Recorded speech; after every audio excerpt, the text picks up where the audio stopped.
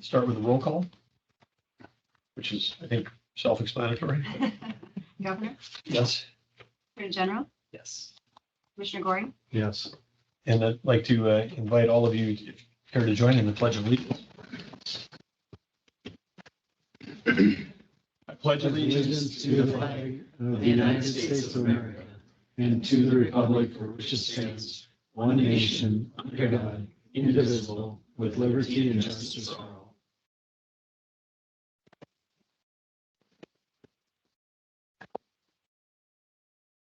all. First order of business is consideration of March 26th meeting minutes, which were distributed in advance.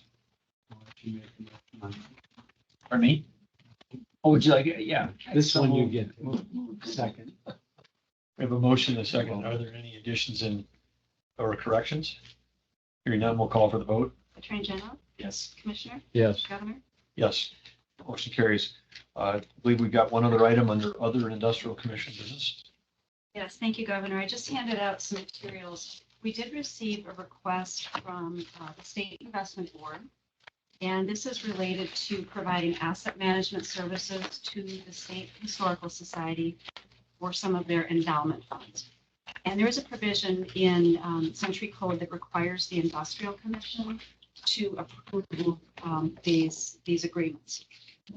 Previously, the Industrial Commission has approved an agreement for the State Investment Board to provide investment management services for the Historical Society for their Lewis and Clark Interpretive Center endowment fund. And they have a few more endowment funds that they would like to have these services provided for. The Marquis de Moore Home in Medora, the Pembina State Museum Endowment, the Missouri Yellowstone Confluence Interpretive Center, Fort Buford State Historic Site, and then reference services in the state archives. The total across all of those endowment funds is about $800,000, but they would like them managed in a similar fashion to the Lewis and Clark Interpretive Center Endowment Fund. So that's what they're requesting. In the materials, you have the request letter from the CFO of the State Investment Board Retirement Investment Office. You have a draft copy of their investment management agreement, which is substantially similar to what has been in place for the other endowment, and then also the investment policy for the Historical Society. So that's the request before you, and then there's a draft motion there for you as well. I see that. Well, all looks in order. I wasn't aware that this would come to us, but apparently it has in the past, so. It's been a minor issue, so moved. Second. Motion second, and my understanding is part of the reason for the enumerated different funds that were specific to those locations is they do have donors that give restricted gifts that might go only to Pembina, only to Fort Buford, only to whatever. So they can invest them collectively, but they have to manage the funds specifically from an accounting, because they may be permitted only to use certain donations from people that say in the Washburn area, like, I want to give money to the Historical Society, but I want it to go here. Yeah. And this also, I think, is a good, the Marquis home is listed there as well, and that's a good preview to have this managed, because there could be some order of magnitude larger opportunities for either both donations or for land use, because around Medora with the Marquis site is quite a bit of land, and the Chimney Park, quite a bit of land. And as the state of North Dakota being one of the largest landowners close to where now the library is going in, there could be opportunities, say, for the state to do a, long-term 50-year lease for, say, a hotel development with a private public developer on state land. Not usually what we get to, run into with state lands, but there could be that there because of the limited land space and the challenge of getting anything done with the federal government. And it could do that without disrupting the historic sites, because the state owns more than just the areas that are actually designated historic areas. So with this in place, I think that will allow that to go forward as well. So we've got a motion, a second. Any other additional comments or questions? Call for the vote. Commissioner, Yes. Attorney General, Yes. Governor, Yes, motion carries. Next up, Public Finance Authority. Good to see you in person, Deanne. Yes, and just so you recognize me, I did bring a bison, So so. very good. That's good. Contraband. We should have you sit at the end. We should have you sit at the end of the table with a big screen behind you with the Jamestown in the background, all green, but. Okay, what do you have for us today? First up, Our audit report, Mindy Piatz from Brady Marks is joining us online. hello, Mindy. Good afternoon, everybody. I'm just gonna pull up, actually just gonna pull up the schedule of findings and question costs. So Brady Marts performed the audit of Public Finance Authority for the year ended December 31st, 2023. And so this schedule just goes over the overall audit results. So for the financial statements and the federal awards, which is the compliance testing, you can see that we issued unmodified opinions, meaning that the financials fairly present in accordance with GAAP and that the authority was in compliance with the federal requirements for the program that we tested for compliance. The program that we tested this year was the drinking water program. In addition, you'll see that we didn't identify any kind of internal control related matters such as a material weakness or a significant deficiency. So overall, it was a clean audit and the Public Finance Authority received the highest opinions on all the reports that we issue related to the audit. So with that, I'll turn it back to Deanne unless anybody has any specific questions on the audit. Thank you, Mindy. Any questions for the auditor? Hearing none, Deanne, congratulations to you and your really big team for the clean audit. Yes, So they that's would thank you to you. have, thank you. They would have been here today, but they're giving up their time off, so here I am. And then with that, I guess, thanks, Mindy. We'll go into our annual report, and I'm just gonna quickly go over our page 2, our capital financing program. That program can finance anything that Page tab 3, I believe, in the binders. anything that a political subdivision can legally borrow money for. We did not have any activity under that program because really the Bank of North Dakota's infrastructure revolving fund does meet those needs now, and their 2% is better than our market rate program.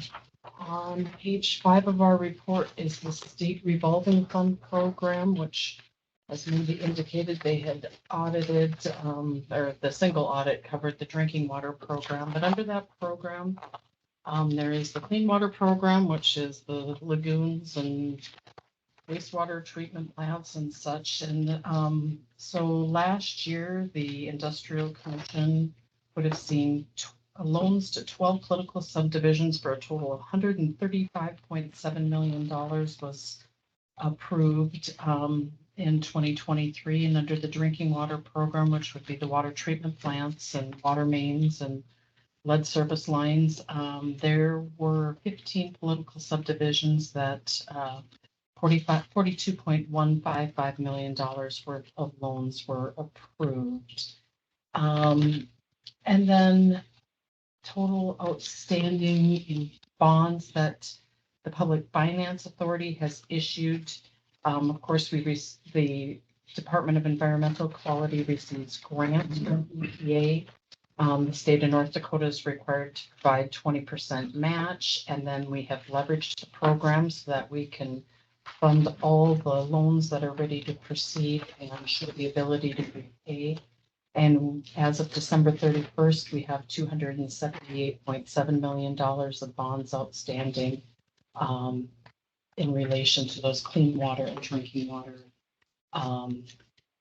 program loans that we've made. And we will be issuing bonds sometime in the next 6 months because there's definitely demand out there for the loans, and there's been loans approved that we still have left to fund, which relates into some questions that the governor had, and I'll answer those now regarding lead service line funds. Under the bill funding, we are receiving about 28 $0.5 million a year, and we have been able to apply for the 2022 and 2023 funds. So far, we've spent 3.2 million of the 2022 and 86,000 of the 2023, which still leaves us questioning whether we will be able to apply for the 2024. I asked the question earlier this month at our national conference of what's going to happen with that 28.6 million grant for 2024. And the committee person that was at our conference said that we really need to be working with our congressional delegation to see if Congress will extend the time to apply for that grant, because we're supposed to apply for it by September 30th of 2025. And with the rate we're spending, the other lead service money, I don't know that we will be able to apply for that 2024 grant. And that's a lot of money for our state to lose if they leave that deadline and we aren't able to apply for that money. Do we know how many communities might be eligible for that? Or They don't have to interested? have their inventories, their lead service line inventories aren't due until October of 2024. But- they're working on doing their inventories right now. They're small towns. Yeah. What's the rush? They're working on them now. That's why we've spent the 3.2 and the 86,000 out of the other grants, because we've used that money to help them do their inventories. We're Yeah. working on their inventories. So my question, or my statement still goes back to the fact that the federal government needs to build more flexibility into it to allow these communities to do a proper assessment so that we can help them out. So I would ask you, when you see our congressional delegation, to ask them to extend the time. Should we draft a formal letter from the Industrial Commission to each of our congressional delegation? I'd appreciate that. Maybe you could take a first stab at a first draft for us that the commissioners could sign to support that. And then, because I'm assuming that we've got enough lead pipes in the state that we could use all that money. I assume so. I know Fargo has indicated, and we were hoping they would apply by now. I haven't talked to them recently. I mean, Fargo has indicated that alone they thought they could use 1 year of the grant, but they haven't applied, so it's hard to. Yeah, if you get a letter put together, we'll certainly, I think each one of us could, through other meetings also. Is there a way that could the Water Commission team, which is they're always in discussion with all of the engineering firms, the city engineers in the larger cities, is there a way where they could amplify the awareness of this program? We have, our national group has, and yes, I mean, we have League of Cities. I mean, this has been, but yes, we'd welcome anybody willing to advocate for extending the deadline to apply for this. Because the communities are already working on it. They're doing the assessments. They need time, because once they do that, then they have to get bids. They go through a process. We need probably 2 to 3 years. Right. So we've got two things. So then, John, maybe we'll just take an action and you can make sure that we can work with the Water Commission staff and with Trav and make sure that they're doing everything they can. So we don't have a gap in awareness about the deadlines. And some of the larger cities should have an inventory. I mean, like would think that the smaller cities, yes, but the larger ones, and maybe just push on some of those guys that could use the. We don't need an extension of the deadline if somebody steps up and says we can take the whole thing. I mean, the point is to not let the money get clawed back and go to another Right. state. Yes, that would be appreciated. You'd asked about the question of the SRF dollars available for the biennium, which really we rolling always have money available because EPA will gives us grants annually, and we go out and issue bonds when we need cash available. So, as I've indicated in here, or I guess our biennial report, we closed 25 clean water loans for the last biennium for a total of 114 million. of loans in drinking water. It was 33 loans for $57.7 million. And the loan draws for 2023, there was $64.9 million of loan draws and $34.6 million of loan draws for 2023. So it just keeps rolling along, and the projects can take anywhere from 1 to 10 years to completion. So and we can have, we probably have about 60 to 70 projects open at one time. So we're never bored. And and the dollar amount always seems to, it never this did surprise me. So you asked what's the total project amount approved since the inception of the programs? We're so close to almost $2 billion between the two programs. I didn't realize we were getting close to that milestone. We're at $1.987 billion that's been approved between the programs. And most people say, SRF, what is that? But almost $2 billion that have gone out. The clean water's at 1.148 and the drinking water's at $839 million. So, Are those 319 funds? pardon me? Are those 319 funds that come from DEQ? No. That's a different Yeah, this, funding mechanism? yeah. This is through the EPA and It's generally 319 funds, that's why I asked. yeah, no, but I actually know what you're talking about, but Okay.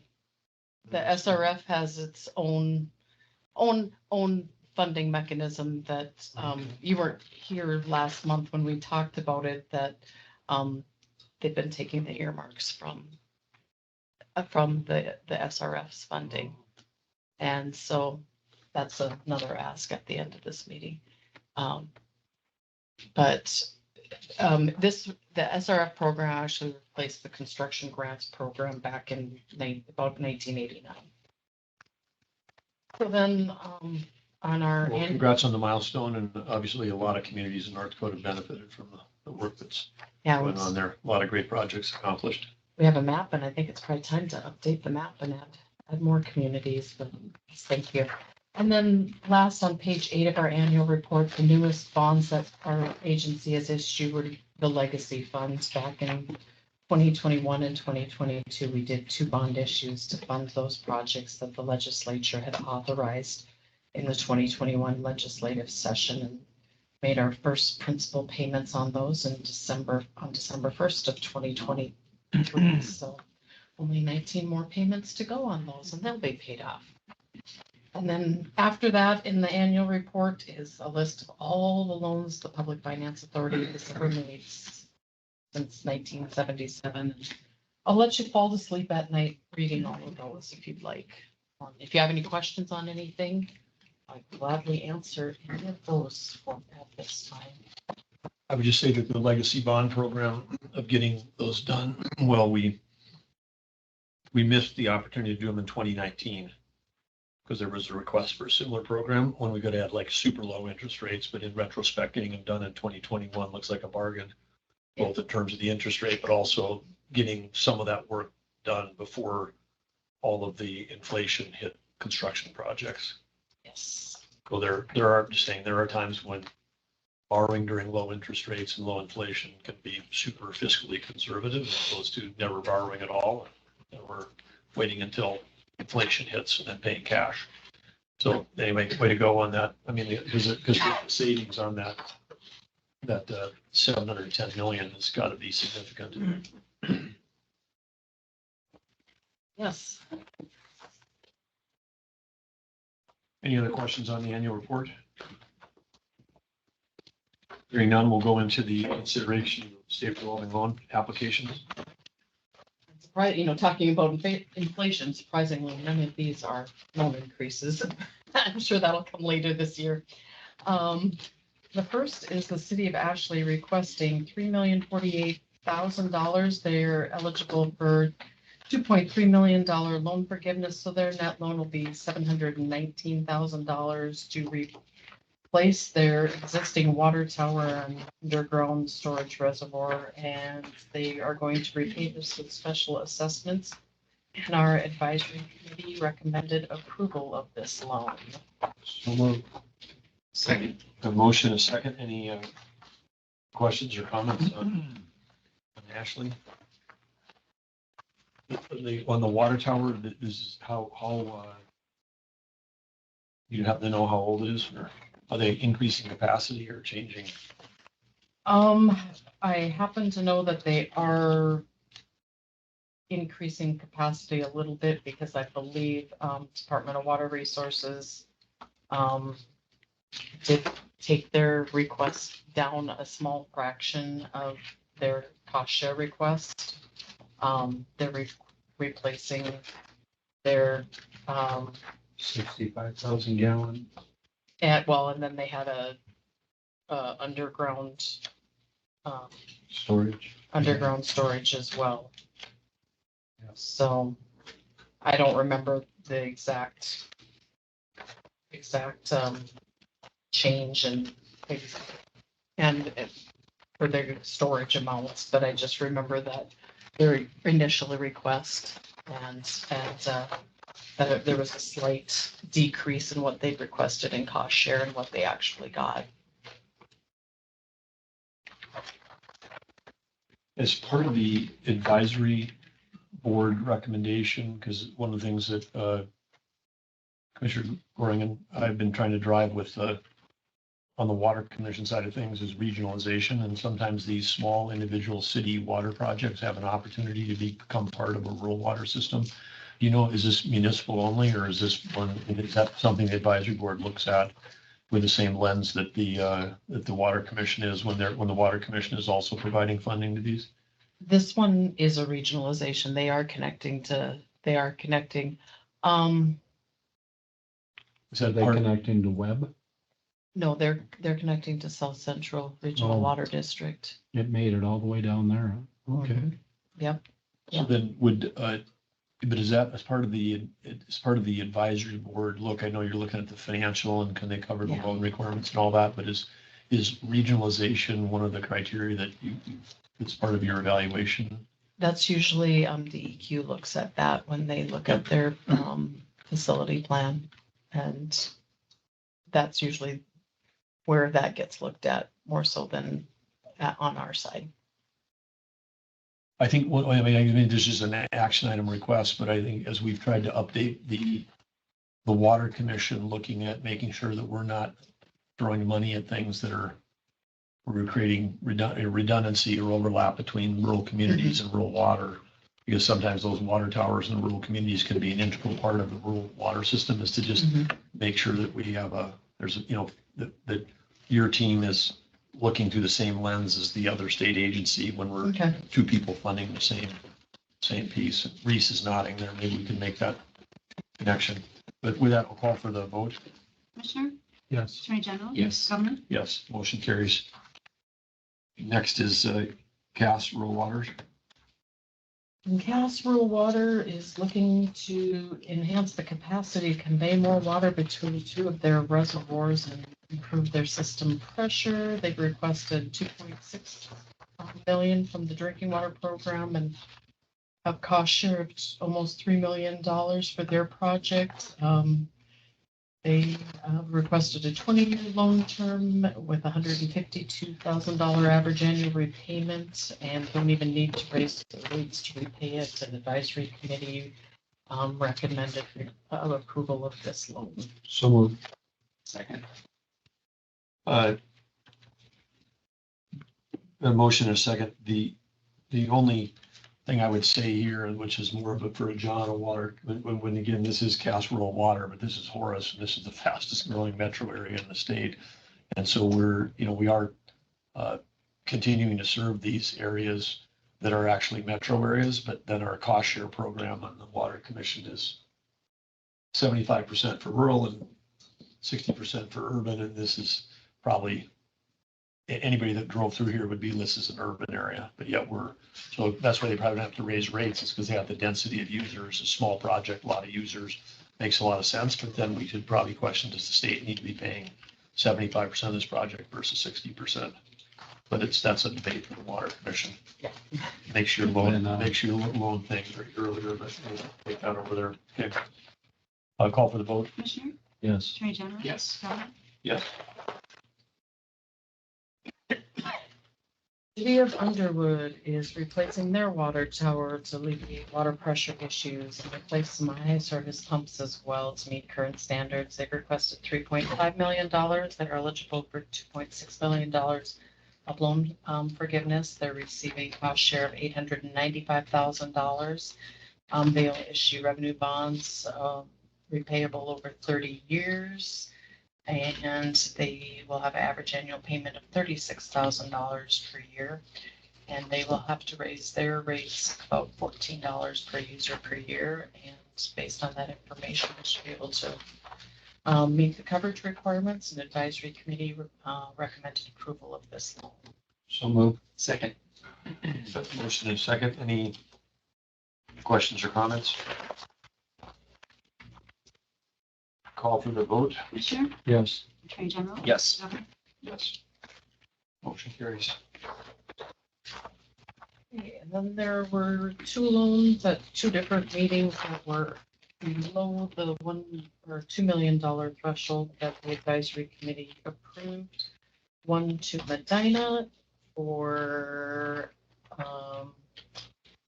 to replace water mains, and then the other to the city of Grand Forks to replace some of their lead service line. Answer any questions if you have any on those projects. Hearing no questions, any other public finance business? I do have one request. Last month I was here about the SEPA, our national organization, had an initiative where I asked to sign on for PFA to request that Congress support the $3.25 billion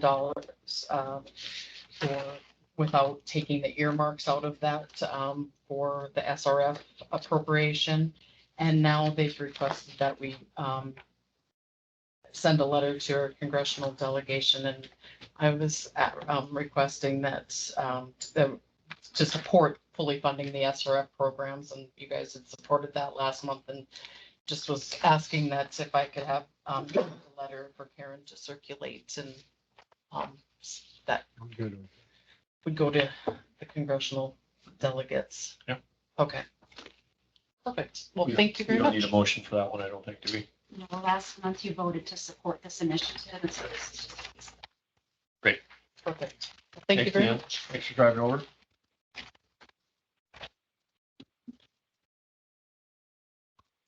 Next up is renewable energy, Reese. No, state energy fund. Sir, we go, also Reese. Thank you, Governor. So under our contract with CERC, under Task 2, the commission has the ability to contract for on-demand services. You have $750,000 available per biennium. This biennium to date, you've spent $135,000 of that. The North Dakota Transmission Authority is recommending that we update our grid resilience plan for the state. This plan was originally funded under CERC, and it's a component of our state energy security plan. The need for the update is to replace some outdated sections of the plan, make sure the plan is currently accurate. So this plan assesses our electric grid, identifying risks and developing mitigation strategies for our grid resilience. So the recommendation is that you would authorize funding for this under Task 2 of our existing CERC contract. So moved. Second. Got a motion and a second. Can't think of anything probably more important right now than grid resiliency, given the assault that we're under in the last month. So we'll call for the vote. Commissioner, Yes. Attorney General, Yes. Governor. Yes, motion carries.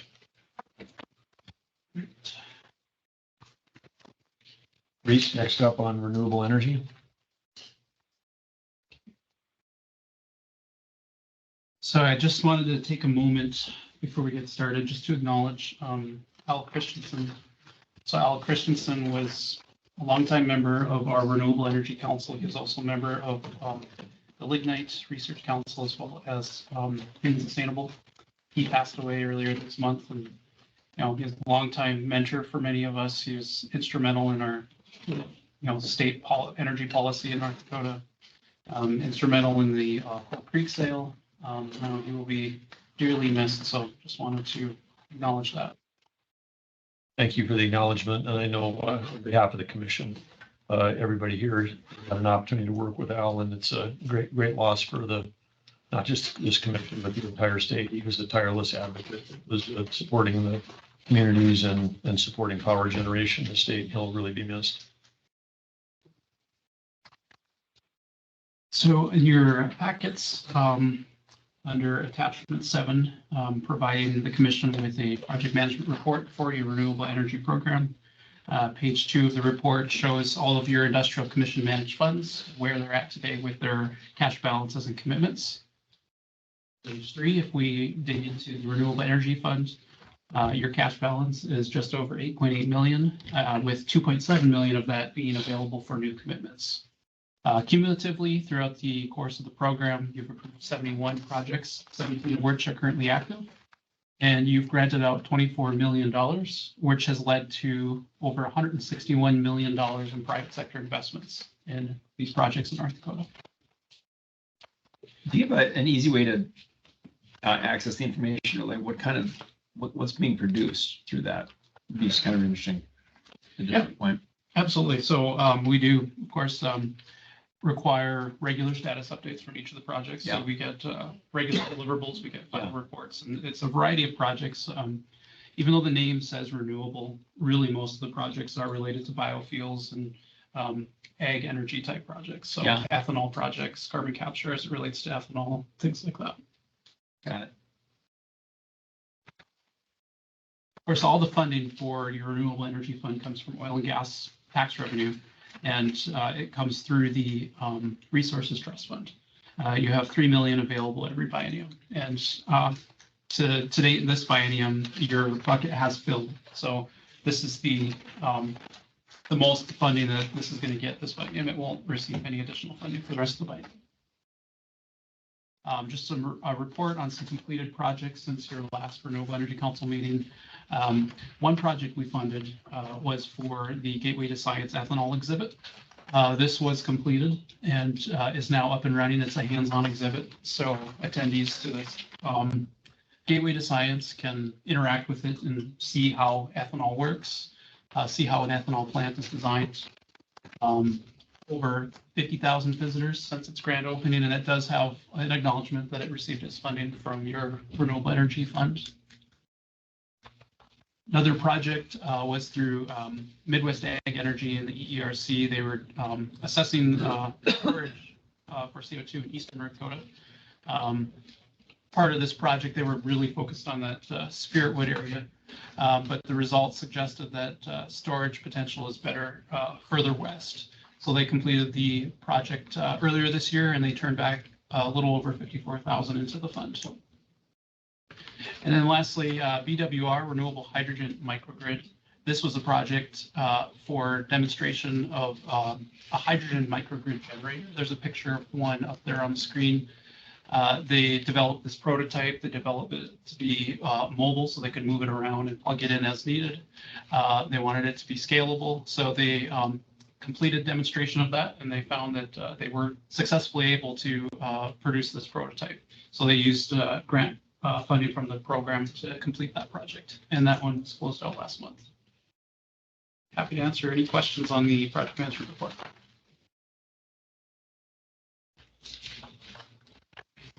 Hearing none, move into the consideration of grant round. All right, so this grant round, you have one application that was recommended by your Renewable Energy Council for funding. This project, the purpose of this project is to develop a plan for resilience as electric vehicles are integrated into our portfolio. The project's focused on identifying threats and vulnerabilities to our electric grid as it relates to electric vehicle infrastructures. Examples could include cyber attacks, emergency response to disruptive events, weather impacts, focused on developing mitigation strategies to make our grid more resilient, and to provide a roadmap with action items for communities and utilities to address these vulnerabilities. I did anticipate one question would be, how does this plan differentiate itself from the CERC plan that you just approved in your last action? This one, I'd say the work is complementary, but the scope of work for this project is really focused on grid resilience as it relates to electric vehicles. The other scope was kind of more of a broad scope on the holistic view of our grid. This application was submitted by EERC in partnership with a consortium of stakeholders from our neighboring states. They also partnered with state agencies like DOT, Emergency Services and Commerce, and several electric co-ops and investor-owned utilities. Their request is for a grant for $375,000, and the private match will be $1.5 million. Your independent technical reviewers' average score was 202 out of 250. Their comments were that there are significant data gaps in our region as it relates to the impact of electric vehicle infrastructure on our grid, and that the project is needed to inform stakeholders of the challenges involved with developing electric vehicle infrastructure. And they recommended funding, and then your Renewable Energy Council voted to recommend funding as well. So it's kind of a little bit of a strange project. This is more of a private sector issue than anything else. I mean, I get it that you have the grid set up, but the private sector itself has a pretty good idea about the grid, power needs. Where's the private funding coming from? Private funding is coming from a combination of federal DOE, as well as some of the co-ops, utilities, and other states that are involved with it.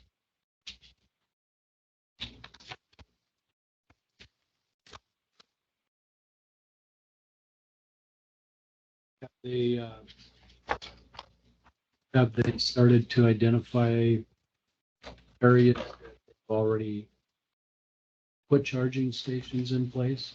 And if so, are they going to create a map of sorts or something like North Dakota map that has dots on it where charging places are for the consuming or motoring public, I guess? With my understanding that DOT has such a map already, and that the focus of this project is really on resilience. Like, what's that going to do to our electric grid? The build out of this additional infrastructure, what does that do to our electric grid?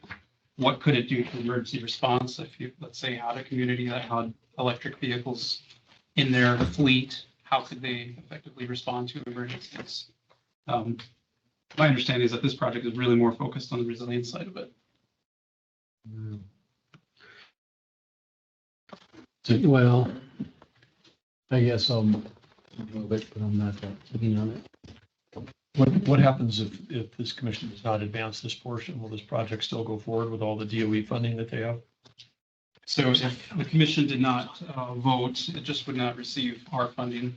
I'm not sure if they would still move forward with it without our funding, but the project would not move forward with renewable funding. Have they already received the DOE funding? I believe so, yes. Is the part of it, I mean, the focus on resiliency of the grid, I mean, would part of the study actually then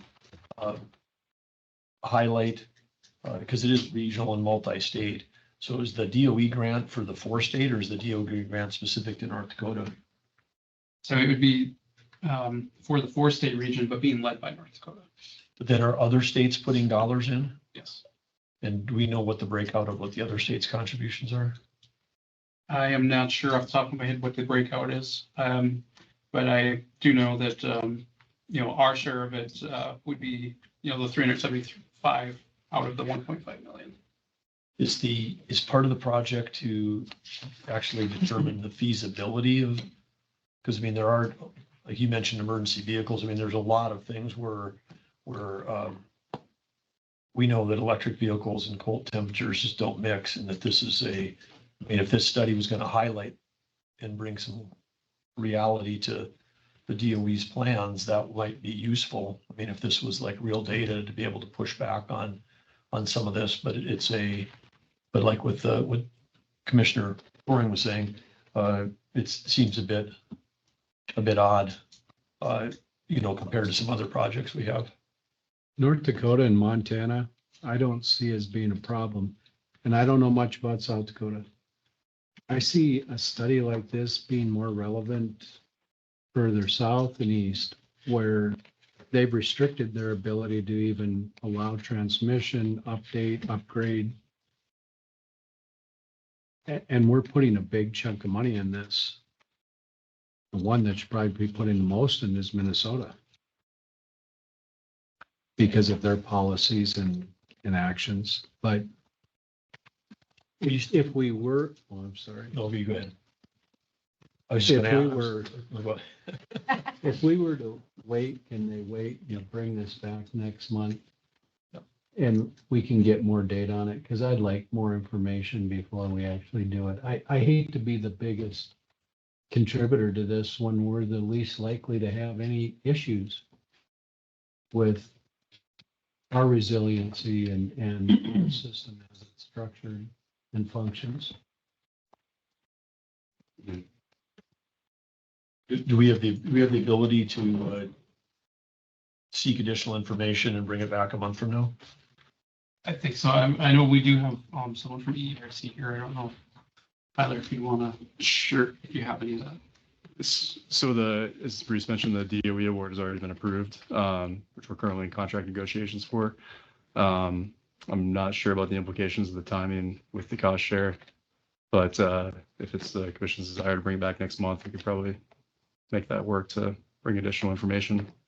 I think Could we get more? I think the key questions would be, what are the other states doing in terms of their participation on the project? And then what are clarity around the aspects of the resiliency piece, and then how it relates to cold weather? Because there's certainly, the DOE certainly needs, and so does Department of Transportation. From my interaction with them, they do not understand the limitations that cold weather have. And they're finding out the hard way, in cities like Chicago and others where they had a cold spell and then they had backup for, people backed up at charging stations. But then we have some states and some cities that are not in North Dakota. I doubt that'll ever happen here, but some places are saying, our city is going to go to all electric. Well, what happens if all your public safety vehicles are electric and you have cold weather and they can't get to the access on the charging? But the other issue is we've got this thing that's happening, which this room is probably more aware than about any place in the country, is that there's an assault on lowering the amount of base load. At the same time, they're artificially increasing the demand for EV, and prices are already up 30%. Yeah. So anybody that's going to buy an EV ought to be like, hey, do I really want to, am I ready to, during the time that I own this, electricity might double in cost. I mean, but factor that into your ownership model, because there's only one direction that electricity prices are going. You can't increase demand and lower supply and not have prices go through the roof. And they already are. I mean, they've increased faster than inflationary than about anything else in the last 3 years. Mm-hmm. So but the resiliency is, and the flip side of that is the brownouts and blackouts that you're going to be experiencing. And we've had brownouts and blackouts. That's a huge inconvenience for commerce, whatever. But now we're making it a transportation issue on top of that because of dependency on that. So, I mean, so if this report was going to try to highlight all the problems associated with the current plan, then might be interested in funding it. But right now I'm interested in what the other states are paying. That is my understanding. That is what the focus of the report would be on. Good. What the impact would be on our- Well, if we can do it without disrupting whatever, come back in a month with what the cost share is from the other states and more clarity about the direction, and then we'll take a look at it again. Does that sound good, commissioners? Yeah. Okay. All right. If I could, I could address some of that at the moment. And as far as the cost share, it's an 80-20 grant with the DOE. So this would be the 20% cost share from the state. As far as the other support with our partners, a lot of that is going to be in kind with the Minnesota DOT, the regional utilities, co-ops in North Dakota. But I think the primary driver for putting this forward to the Renewable Energy Council is that North Dakota is really the prime beneficiary of the plan as far as taking that holistic approach and identifying some of these critical infrastructure gaps, emergency response needs, things like that. I guess my question though is, they talk about us being the beneficiary. When you go across the border, they think we benefit far too much right now, and any report that would come from something we funded, they dismiss. I'd like them to have some skin in the game, and then DOE can provide them a report and say, these are the problems you guys are running into. Yeah, we may sell them the power, but they're the ones that are impacting their own integrity and safety and their ability to be responsive to the needs of the community. But I don't know. Yeah, do we benefit because we sell them some power? Yeah. But we got to fight tooth and nail to increase the quality of their life. I would like to know more than just DOT in Minnesota putting some dollars on the table. It'd be nice if others in that state would partake or say they would. Well, particularly in light of the legislation that Minnesota's passed where they don't want some of our electrons after 2030. I mean, that's, an ongoing battle. So that, I mean, they're passing legislation which will reduce grid resiliency. At the same time, they want us to fund the study on grid resiliency.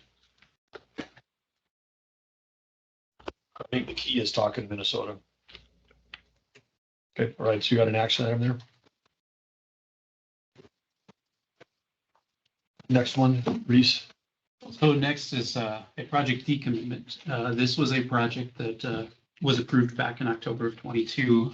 Since then, the project sponsor was unable to secure their private match or their private partners. So they are just requesting that we decommit the project back into this. Do we need action on this then? Yeah, since it was. So moved. Second. A motion and second to decommit. We'll call for the vote. Commissioner? Yes. Attorney General? Yes. Governor? Yes, motion carries. Other renewable business? No other business. Okay, all right. Lynn Helms and team. Good afternoon. Good afternoon. Clicker.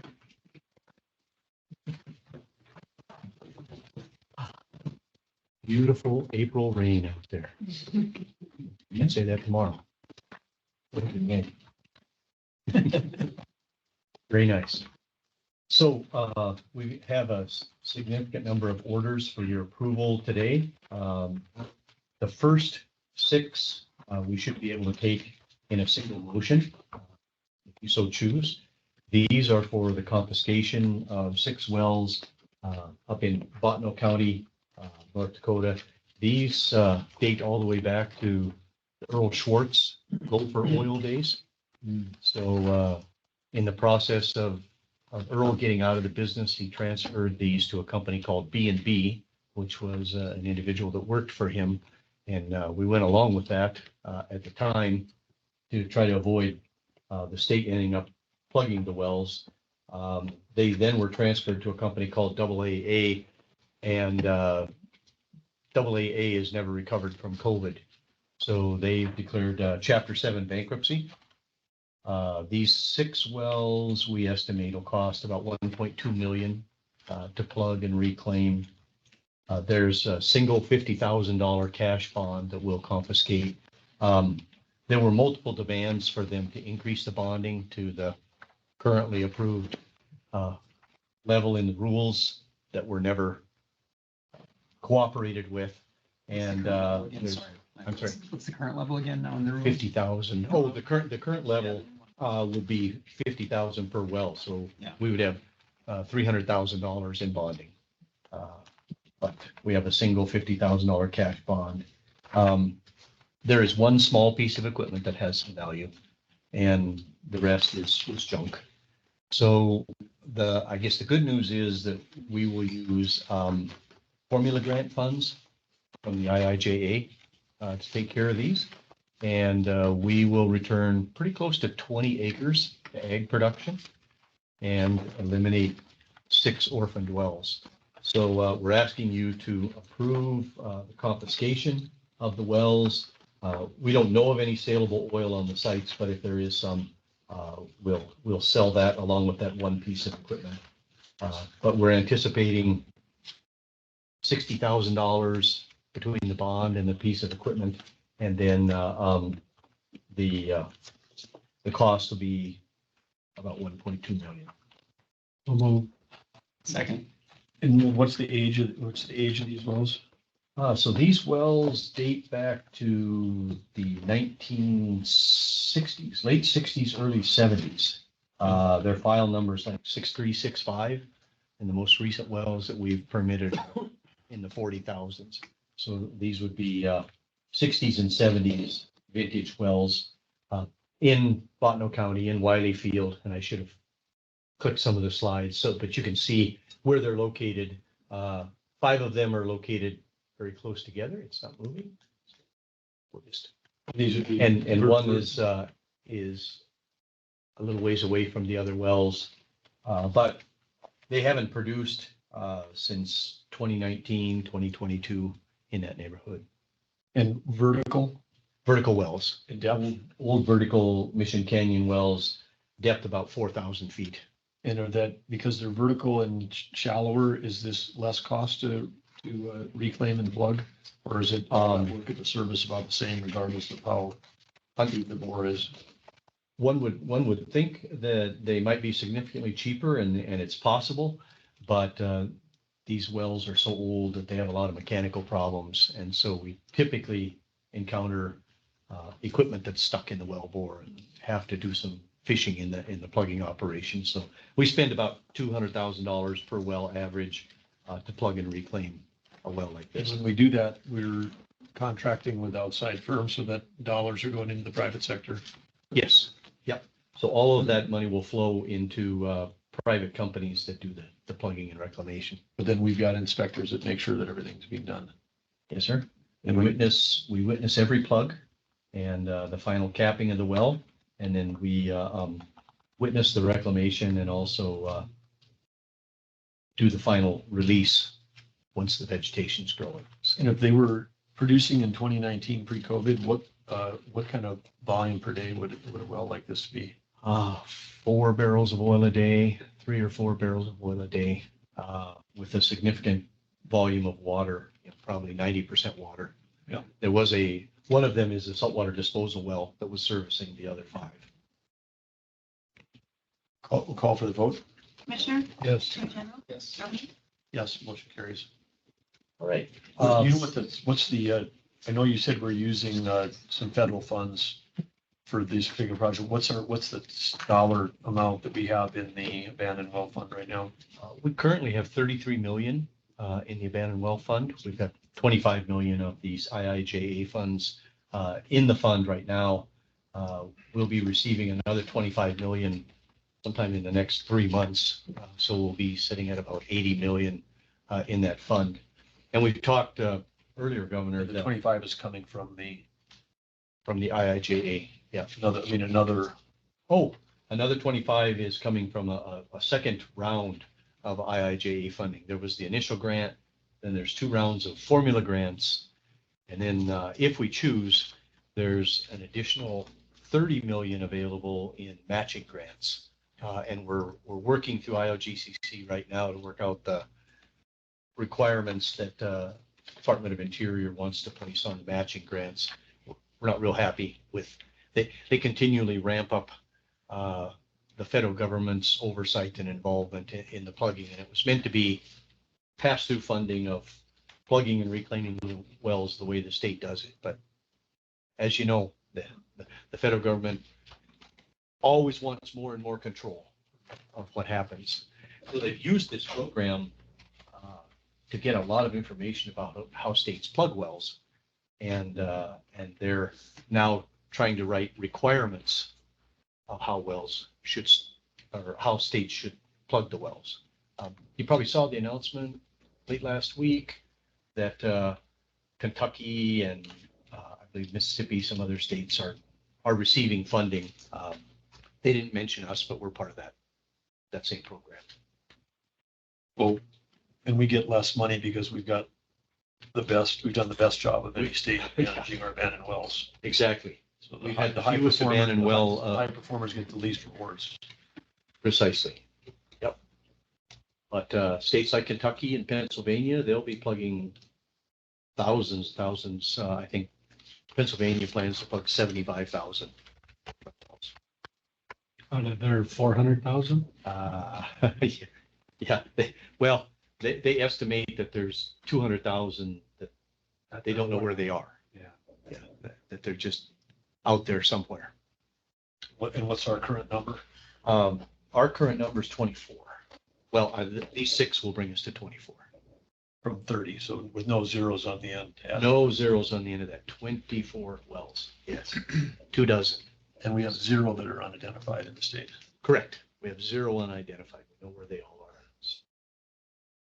This is modeled after the CARES Act program that we did. Yep. You know, to preserve jobs and plugging companies and reclamation workers. And it was super effective. And it's generated some small private companies that just specialize in this at this point. So this is what they do. Hats off, testament to North Dakota. Yeah. Feds took one of our programs and went national. Yeah. And thank you, Lynn, for leading the way on that. Yeah. Thank you. And you know, it's just, The other states ought to be building statues. they should be sending thank you notes, shouldn't they? Yes. Just as a side note, we had a good meeting with the Dakota Prairie Grasslands this morning, and we're moving ahead rapidly now with the water well conversions out there. So we've got 16 wells that will be converted to livestock water this summer. And we've started the wireline work on the wells. That'll be completed by mid-May. And folks are really happy with that program.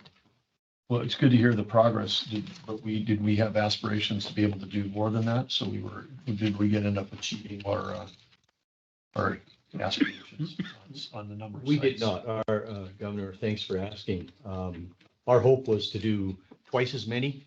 I did inform them this morning. They were asking, well, what does the future look like for orphan wells on the grasslands and future water well conversions? And I told them about the 195 wells that will be abandoned because of the waste prevention, venting, and flaring rule, unless we get a PI or get that rule overturned in the courts. So we've identified 195 wells out there on federal lands that will be curtailed to the point of becoming uneconomic or will be shut in because of that rule. So I warned them that the next 2 years will be busy in that department.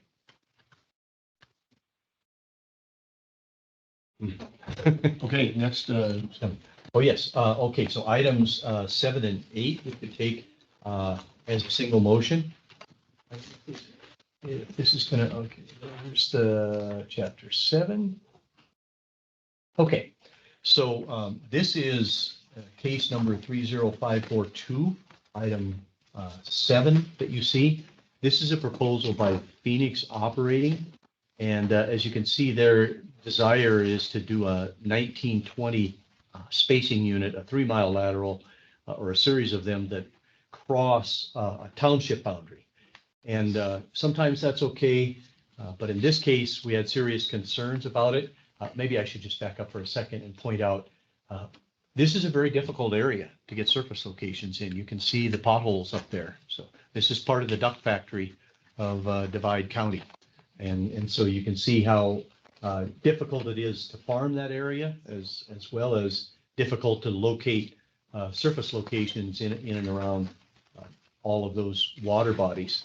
The issue that I want to point out here, the 1920 that we're talking about is the one on the far right, the top one. You can see that it crosses a township boundary. it's in red. It's in red. Yes, sir. The issue is that in the township immediately to the north, you very quickly run into a correction line. And so it's not possible to do these off-pattern 1920s in an area like this without stranding a section somewhere, because you run into that correction line and you can't cross that with 1920s. And so we questioned Well, it's Phoenix about that. It's not an issue that it's in 2 townships that also appears to be in 2 counties. Yes, yeah, it crosses the county boundary, which crossing the county boundary typically is not an issue. But crossing the township line can be if there's a correction line somewhere in the neighborhood because you end up stranding acreage. And this one, In the correction line, we cannot fix the fact that the earth is a sphere. You don't have a solution to that? no, Is we that have a- not sorted that one out. And the government surveyors just did what they did. They made correction lines. And, that was the best solution in the early 1900s. So Texas tried that. I don't know if you've ever looked at west central or southwest Texas, where they took off at a 45-degree angle to true north and laid out all kinds of sections and townships when it was a republic.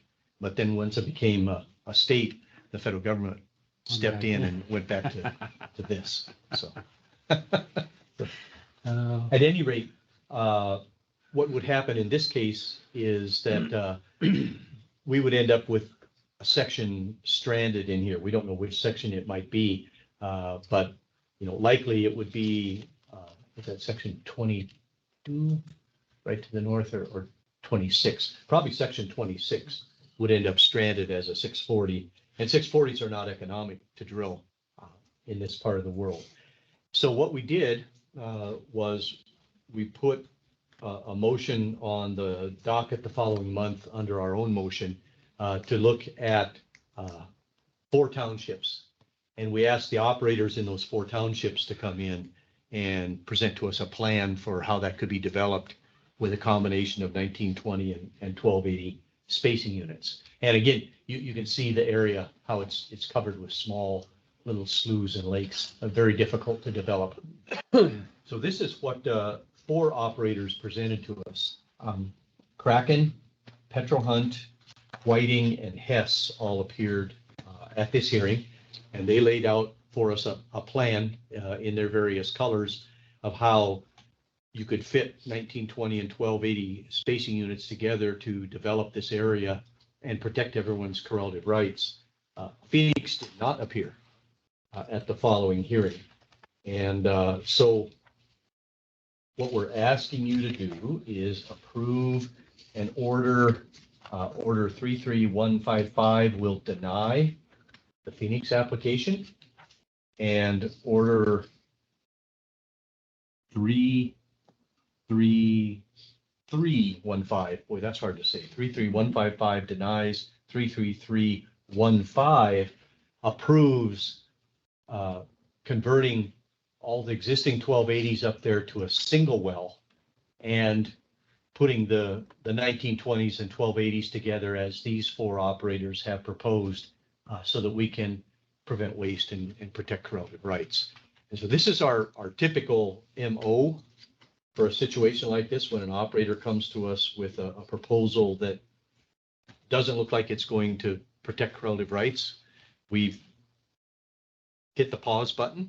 We put a case on under our own motion to cover 1 or 2 or 4 townships, and we ask all the operators in the area to come together and present a development plan to us. And so what we're asking you to do today is deny the Phoenix application and approve the proposal that we got from Petro-Hunt, Kraken, Whiting, and Hess for a development plan for the area. So moved. Second. Been a motion and a second. What happens to Phoenix? Do they still own mineral rights, and will they be able to do a 1280 instead of their 1760, or how does that? Correct. They're currently spaced for a 1280 in township. Which township would that be, Mark? The township. Oops. Yeah. So they're currently spaced for a 1280 in 15998.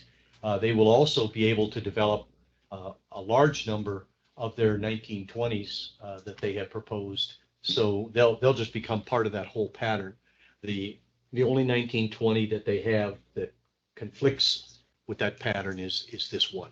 So they'll also have the opportunity to work with other operators to see if they want to do a 1920 that's entirely contained in 15998.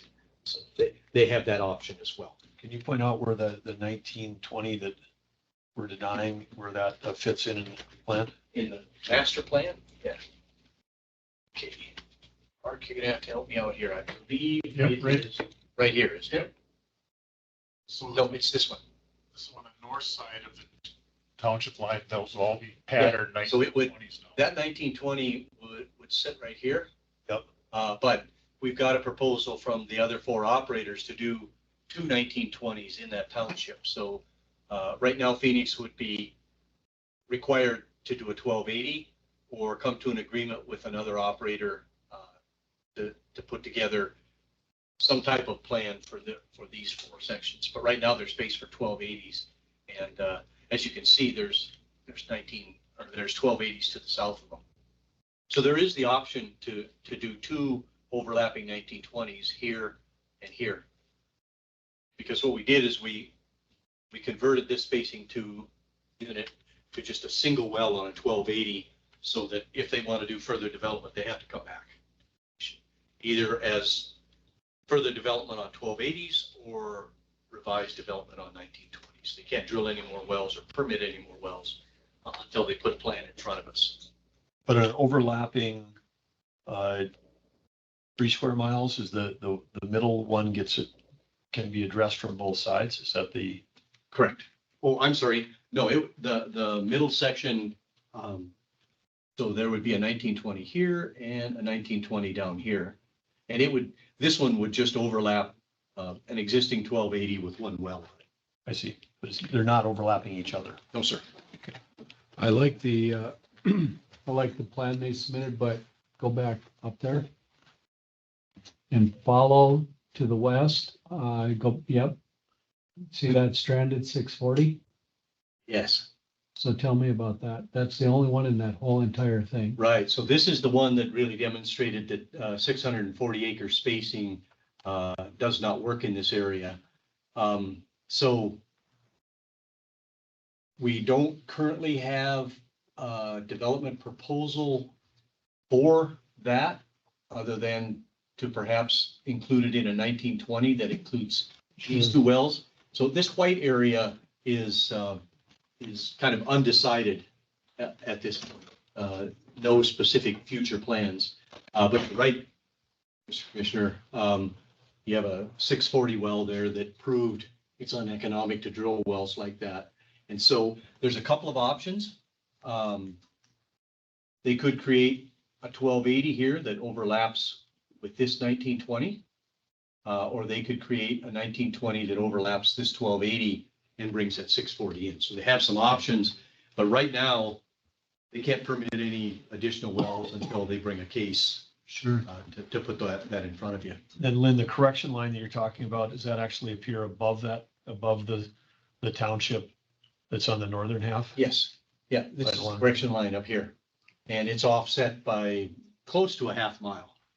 So then there's no opportunity to go across those with spacing units. You have to sort of start fresh with that line of demarcation. We made that mistake early on in Mountrail County, and it created a nightmare Tetris application that just was not able to prevent waste and protect correlative rights. So we've called a halt to that sort of development plan.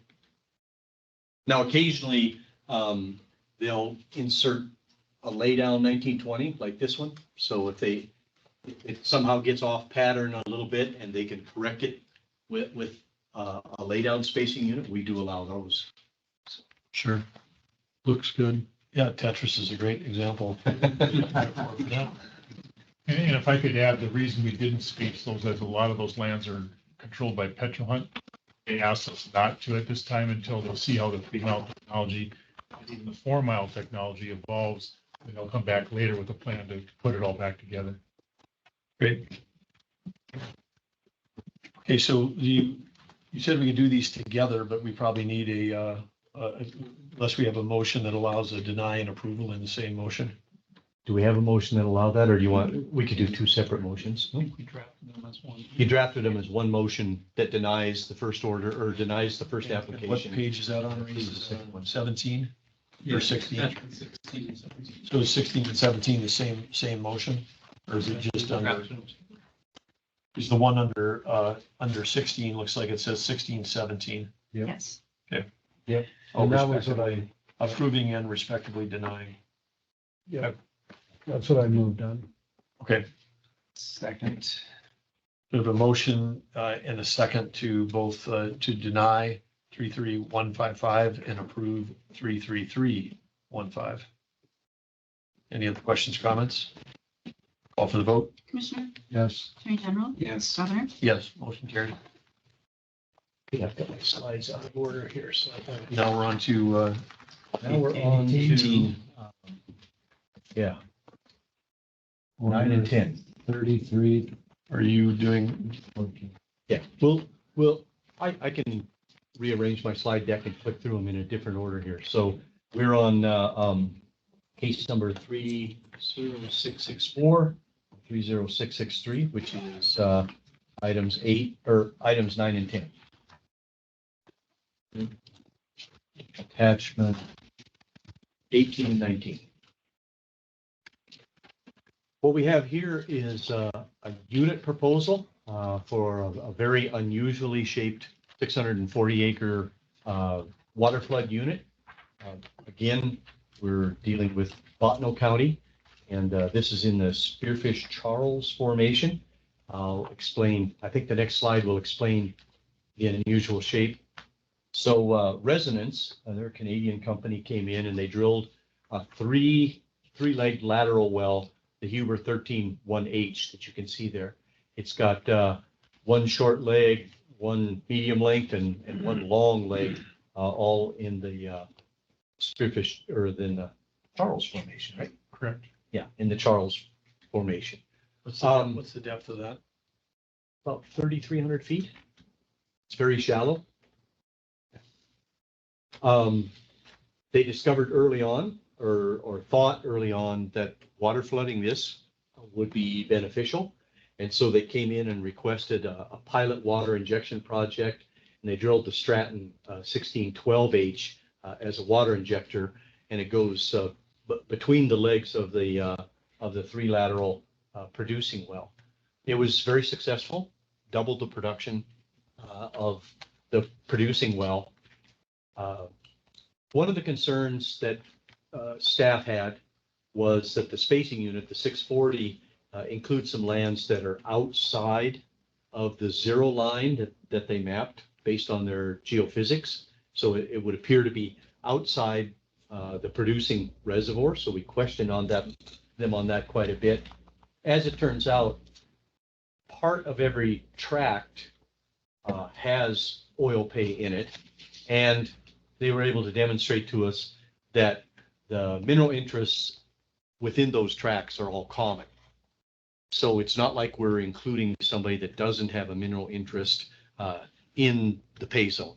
The mineral interests are common and spread across, for example, that entire blue tract up there in section 1. And that was the one of main concern. As you can see, there's a significant part of that tract that's outside the zero pay line. But all of the mineral interests within that tract are common, and they are in the entire proposed unit area within each tract. So correlative rights are protected by including the entire parcel or the entire tract, and it's consistent with the way the well was spaced before it was drilled. So you can see the economics. It looks like it's going to double the production from the reservoir, and it's highly economic. It's going to make a profit of $3.4 million. So it checks all the boxes in terms of what we like to do with water floods and secondary recovery. It prevents waste, it increases ultimate recovery, and protects correlative rights. So that is that particular order. Now, there were some things. What about section 11 to the west of it? Section 11 to the west of it is fully developed by another operator, and is pretty much depleted with vertical wells. There's not enough remaining oil to justify developing it with horizontal wells. So it's fully developed and produced from vertical wells by Mirex. That production is basically what triggered residents to take a look up structure and see if there was additional oil to be recovered up there. But Section 11 will be drained by the vertical wells that are producing over there. But does the water flooding reach that? The water flooding will not, and that was one of the things that we wanted to look at carefully. There's a producing leg between the injector and the Section 11 reservoir. So the water flood will not impact the vertical wells to the west. That's important to protect relative How, rights. how thick is the Charles? The thickness here, it's very thin. I believe the net pay in here is 10 feet or less. It's very, very thin. So in the Bakken's about, is 30 feet? Each of the Bakken sections is, 30 to 60 feet. So the overall combined Bakken and Three Forks is over 200 between the shales and the Middle Bakken and the Three Forks. So then they're able to stay in a 10-foot band with a horizontal drilling? Better than that, they stay in the top 3 feet of it where the best oil cut is. So, yeah, it's pretty remarkable, and do 3 legs and 3 laterals out of the same vertical wellbore.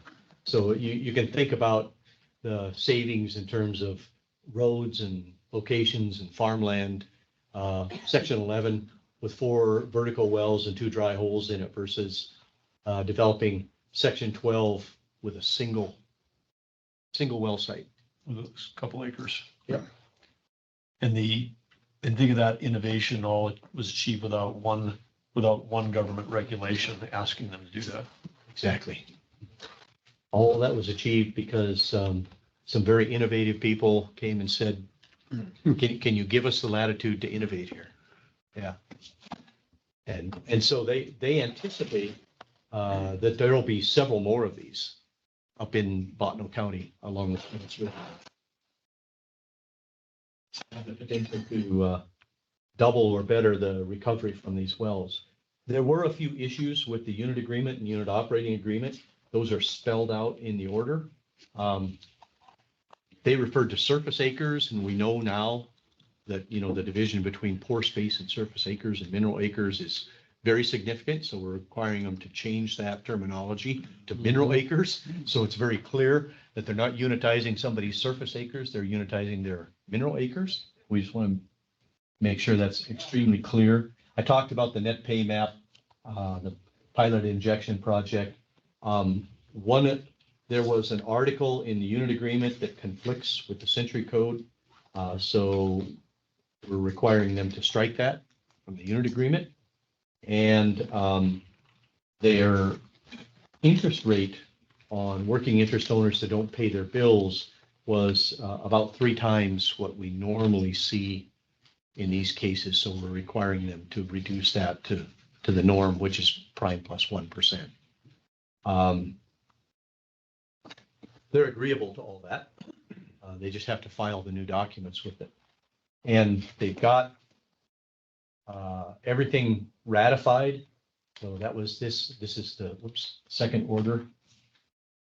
They've got the statutory percentage, 100% ratification. They've well exceeded that. But what I'm asking in the motion attachment 19 is that you delegate the authority to sign that final order to when we have all these documents with their corrections on file.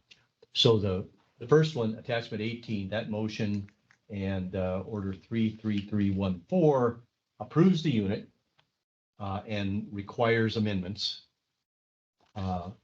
Order 33313 will put the unit in final form and allow them to start unit operations the first of the month following that signature. But we want to make sure that all the paperwork, all the required amendments are made.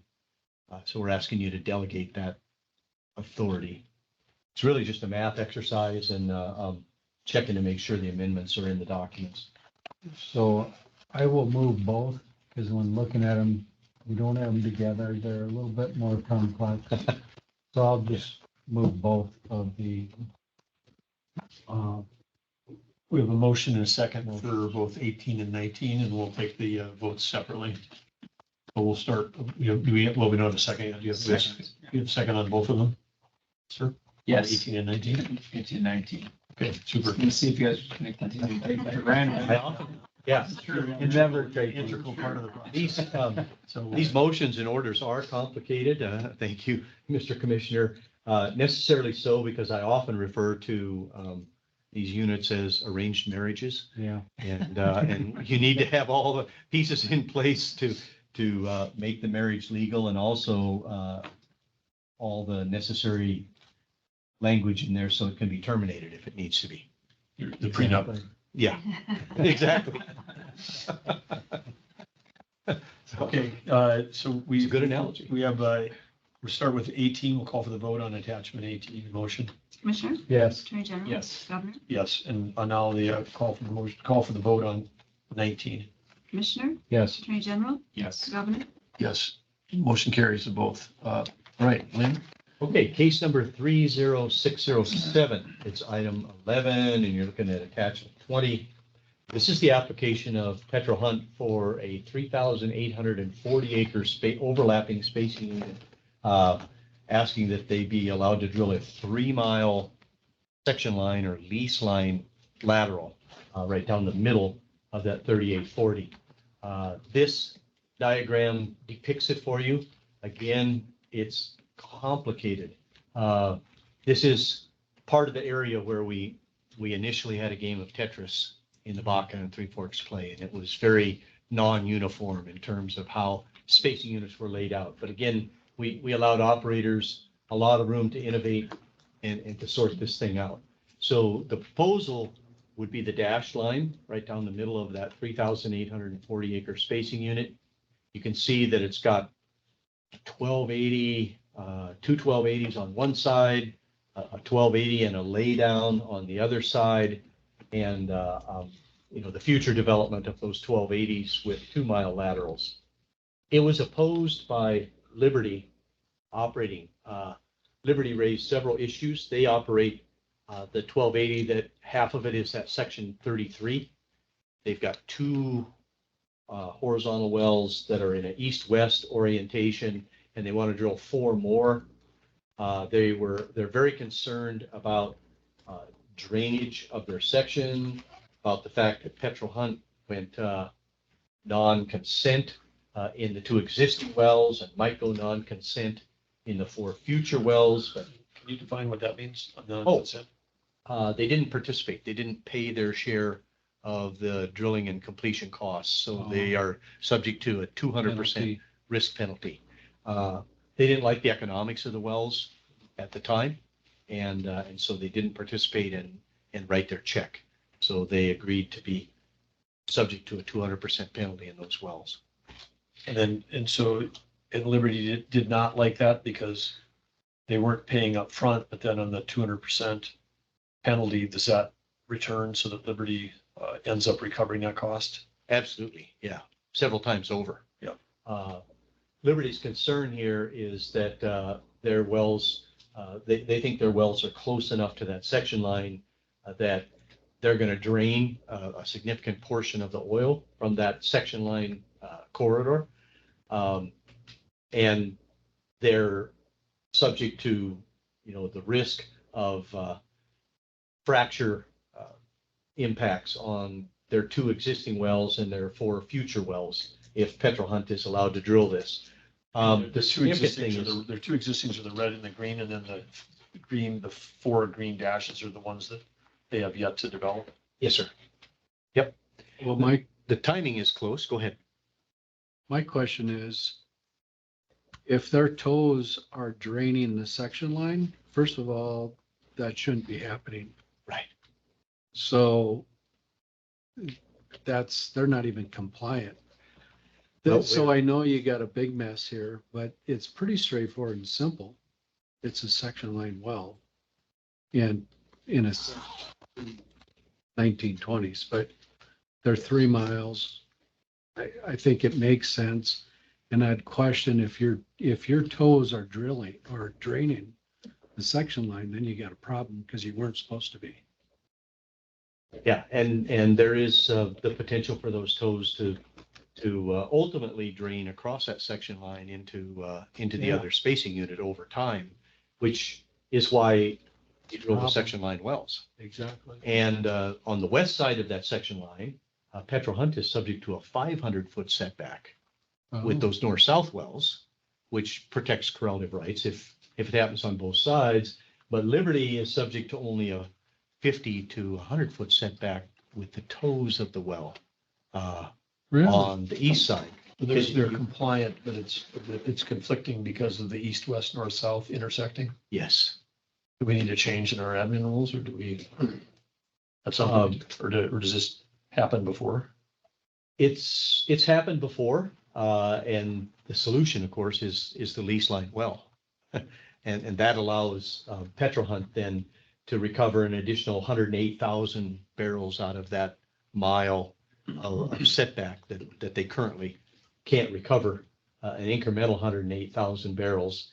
And Liberty's issue with frac protecting can be addressed by them simply drilling their wells at the same time that Petro Hunt drills this well, or after Petro Hunt drills and fracks its well.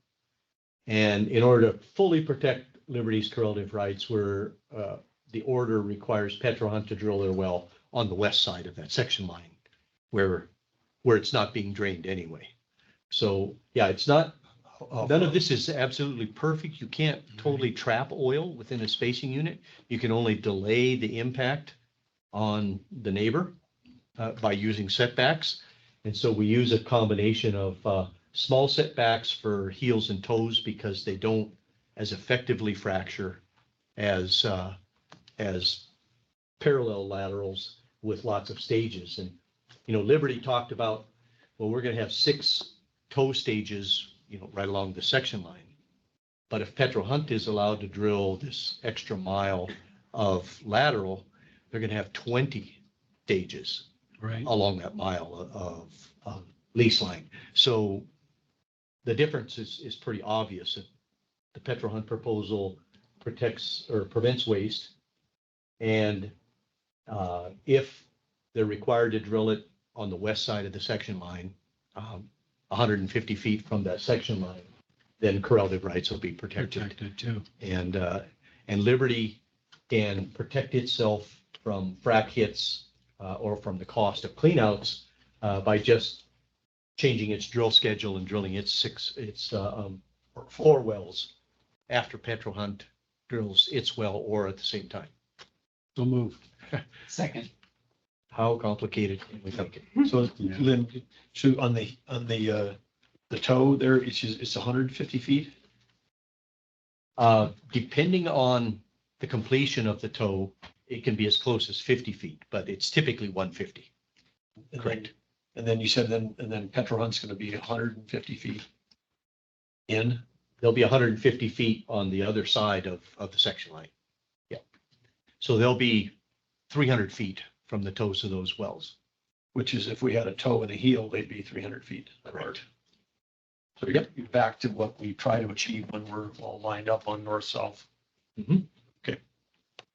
All right, we have a motion, a second. Any other questions? Call for the vote. Commissioner, Yes. Attorney General, Yes. Yes. All right, thank you. Okay, number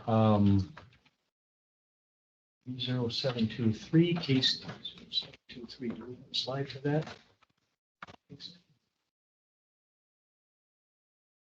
I got them out of order here.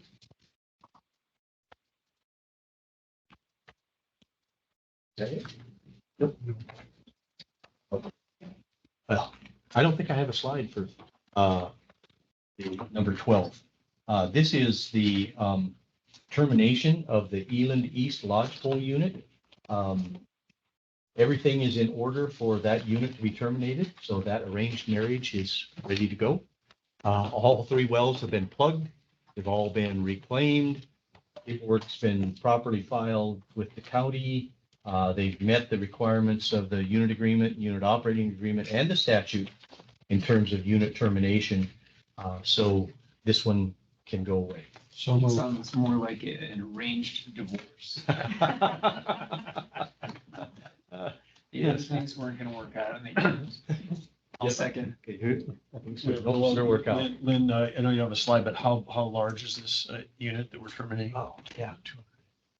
200 acres. Yeah, very small. And must have been around, this must have been around a long time ago. Okay, so we do actually have, it's right outside the city of Dickinson. And Right, oh, right. there's the Right by paper. the lake there. With Right next to Lake Patterson. when were we doing 200 acres? Just 70s and 80s or earlier? This would have been in the 90s. Oh, 2006 when it was unitized, but it would have been drilled shortly before that. These are the lodgepole mounds. Okay. So they're a very different type of reservoir. They're some 300 feet tall by very few acres in diameter. They were similar to coral reefs and deposited on top of the Bakken Shale during the lodgepole deposition. So very unusual development, highly productive lodgepole right around Dickinson. There's even some of them under the city limits. But So you hit them with a vertical well and let us put a straw down there and yeah, you run 3D seismic to find out where the mound is and directionally drill into the top of the mound. And in some cases, we had injection wells that were combined injector producers to minimize the footprint. In this case, there were actually 3 wells in this 200-acre mound. And some are under the city limits. Yes, yeah. If you've ever driven south of the railroad tracks in Dickinson, there's the bottom of a well right under that Catholic church. I can't remember the street, but we used to always enjoy taking people there. And there's some under the DSU stadium. They're actually called the stadium wells. So the bottom hole locations are under their stadium. Better not be trying any enhanced recovery with CO2 over there. Funny. It's not funny at all. You're under the city limits, really, for I think oil. we have a motion. we do have a motion in a second. We'll call for the vote. Commissioner, Yes. Attorney General, Yes. Governor, Yes. One last case, case number 30693, very interesting one. This is in the very rough topography along the Little Missouri River in Dunn County. And this is a case where XTO is proposing to do an enhanced oil recovery pilot in the Bakken and Three Forks. So this illustrates the 5-6 wells that are the development in the area. They want to inject into 4 of them. And they're going to use a combination, different techniques. So as you know, the parent company of XTO is ExxonMobil. We're really excited to see a company of that size and scale get interested in Bakken enhanced oil recovery. And so in 3 of the wells, they plan to use various combinations of produced gas, fresh water, and surfactants in order to try to enhance the production from the Bakken and Three Forks. In the far west well, they plan to inject only water and surfactant sort of as a baseline test to see the difference between water and surfactants. And if you combine that with ultimately the produced gas that they're using is a simulator for carbon dioxide, which is where they really intend to go with enhanced oil recovery if this proves out. It's a pretty innovative technology. They're using surfactants from a North Dakota company that's been developed here. And they're going to use produced gas to emulate carbon dioxide. They use artificial intelligence to pump slugs of gas and water into the tubing back to back to lower the surface pressure so they can carry this out at the same pressure as artificial lift on the well, so they don't have to buy a new compressor. And so this will, if this plays out or works out, this will make enhanced oil recovery using produced gas and carbon dioxide very feasible for virtually all of the tier 1 geology.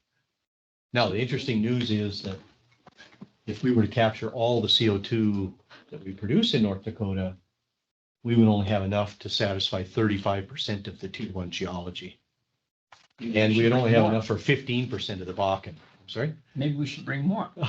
Maybe we should bring more CO2 to Just the an idea.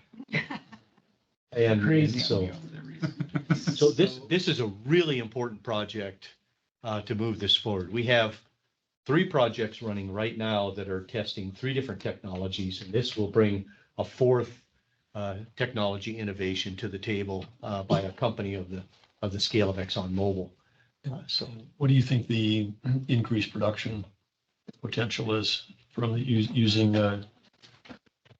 this? I mean, there's 2 things. I mean, the surfactants from the North Dakota company, which is basically, maybe you want to describe that, but it makes everything slippier, right? I mean, Correct. In some ways, I mean, it allows the oil molecules to escape the rock faster. right, it changes, just like when you try to wash motor oil or grease off your hands, it changes the wetting agent and breaks down the surface tension between the water and oil. So the oil can move much more easily. But a big part of this is the gas or the CO2 that goes in, because that's what will repressure the reservoir. It also dissolves in the oil, makes the oil swell, and it replaces oil molecules that are in those tiny little pore spaces that you can't get to with water or surfactant. So it ends up storing hundreds of billions of tons of CO2 in the process and recovering low carbon or net negative carbon oil. So clarify something for me. You talked about something that was going to simulate a CO2 flood or Right. enhanced oil recovery with different gases. So if that's the case, given the chemical and physical properties of CO2, which is unique, what other gas are they using to try and to have the same effect, or at least simulate what CO2 would do? So EERC did the research and discovered that Bakken produced gas blended with gas from the gathering system is an exact match in its reaction with Bakken oil to CO2. So trucking CO2 to this site and setting up for that would be prohibitively expensive, but there is gas from the gathering system and produced gas available right there on the site. And so they can simulate the effect of CO2 by blending that according to the research that was done at EERC. Okay, so move. Second. We have a motion in a second. Need to answer your question. So they're anticipating a 30 to 50% uptick in recovery factor, which means going from 15% to 20 or 30% recovery. Still leaves 7 out of 10 barrels in the ground for the next innovator, but that's a huge difference. That's 10 billion barrels of oil if you spread it across the entire Bakken resource. So, which, as we've talked about, is worth at today's price $700 billion. So yeah, they're looking at a Only 30 to 10, 50% only increase. 10% of that would come back to the state. Only 10% would come to 70 billion. 70 billion. Then we really have a cash management problem. Yes, sir. On the, you talked about the potential for net negative. Denbury is net negative now, I think they're putting 1,400 pounds of CO2 down and for 1,000 produced. Yeah, they're roughly 40% net negative in Cedar Hills. Yeah. And there's a lot of folks that call themselves green when they get to neutral. This is negative, but at what point can we call that green oil? I mean, we call it green hydrogen versus blue hydrogen, but wouldn't it be green oil if it's net negative in its production? Well, Governor, I call it green oil now, and hopefully we can educate the world as to what we're trying to do here. It's remarkable what the technology folks have done with horizontal drilling and hydraulic fracturing, but that's really just the tip of the iceberg. That's only 15% of the oil that we get extracted that way. It's remarkable, the little over 2 years I've spent here on the commission and just, hearing about all the techniques that are evolving and we hear all this and it's really interesting. And to me, the juxtaposition with coal, which we've just declared dead and it's bad and we aren't going to innovate anymore and we aren't going to make any more progress on things. And as a country, I'm saying, I mean, Jason didn't do that, but it's quite remarkable just in this little room, this little microcosm to listen to all that, just all the ideas people have and then what the market drives. Reminds me of economics in college. I don't remember everything, but quite remarkable. That shift will come again though. Need drives that when we have, what people see as a real immediate crisis in the country, all of a sudden they'll be like, what's wrong with you guys? Why weren't you doing more? We could have found more to do with the coal, this vast resource that we have out west too. So I know everybody here knows that, but it is one thing after the other, one problem getting solved after the other by an industry that's alive and well. Well, and I think what's unique about North Dakota is you all have found a way to get out of the way of the innovators, as much as possible. While your mission is prevent waste and protect relative rights, but you can do that in a way that allows innovation, like what Denbury's doing or what ExxonMobil has planned here, and not kill the goose that's trying to lay these golden eggs. Right. Well, especially too when you watch this all play out too in a way that speaks to the environmental stewardship that people demand in the state, rightfully so, landowners and others.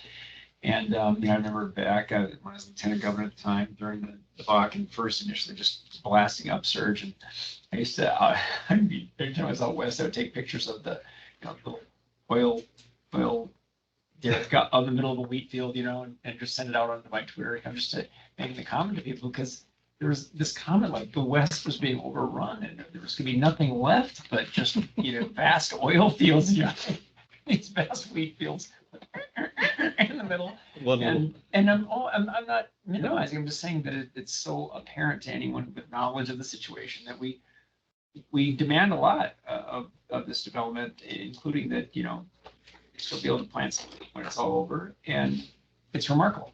And every year that goes by, it's more and more of a testament to that balance. And the people who were here long before I sat on this commission are owed a great thanks too.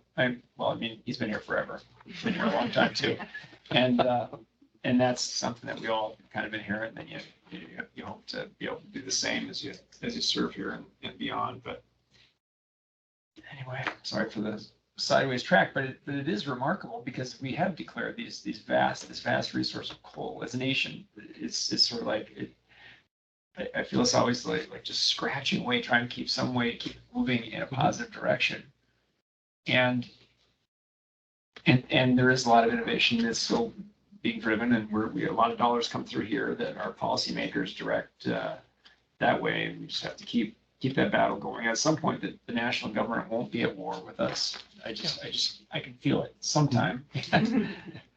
But I'd say two things before we go. But one is on the side of baseload energy and coal. That is also not only a vast resource of stable electricity, but it's also a vast load of opportunity for rare earth mineral production. Absolutely. And we have to remind the nation of that. And those two are synergistic. And then the other piece, Lynn, when you're going through the math, which I always appreciate about the economic benefit, but we also need to understand that it's not just for North Dakota and North Dakota citizens and every school kid and everything. It's also the federal government right now not willing to take a check that we can send them without setting foot on their land because of the royalties on producing on federal land. But we should maybe stop using the word on, because we don't touch the federal land in most cases. We just send a check, help reduce the deficit.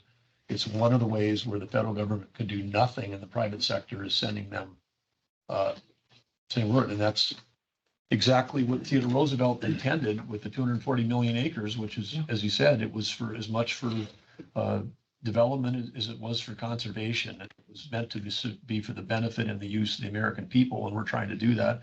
And our own government is stopping us from sending checks to the federal government where they have to do nothing and we don't touch foot on the land. So that's frustrating. And I think everybody in this room knows that, but it's great what the innovators have done in North Dakota, and Lynn is a longtime regulator. You've got a lot, a lot of this is credit back to you and your team in terms of creating an environment for letting the innovators innovate. They are great, and you're right, this is what Theodore Roosevelt defined as conservation. What people today try to define it as is preservation. It's really what they're striving for, and we have to keep up the good fight.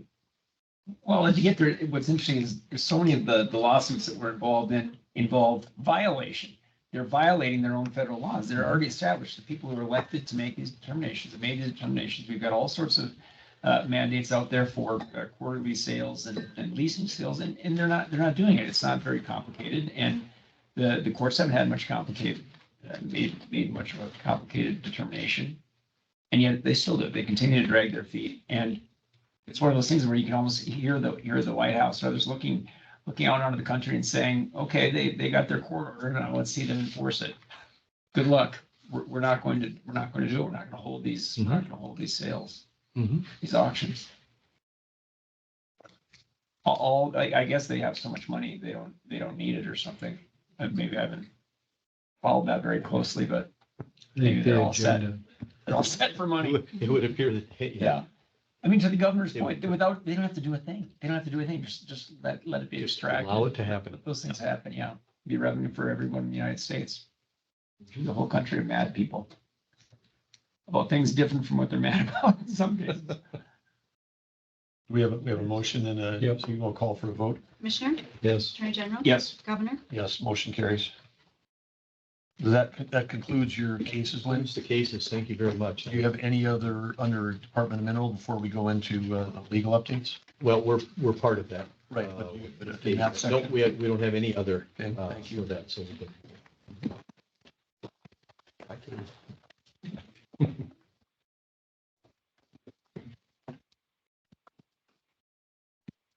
We're moving into the open session on the litigation update. Please join us. Please join us. We wanted him to sit.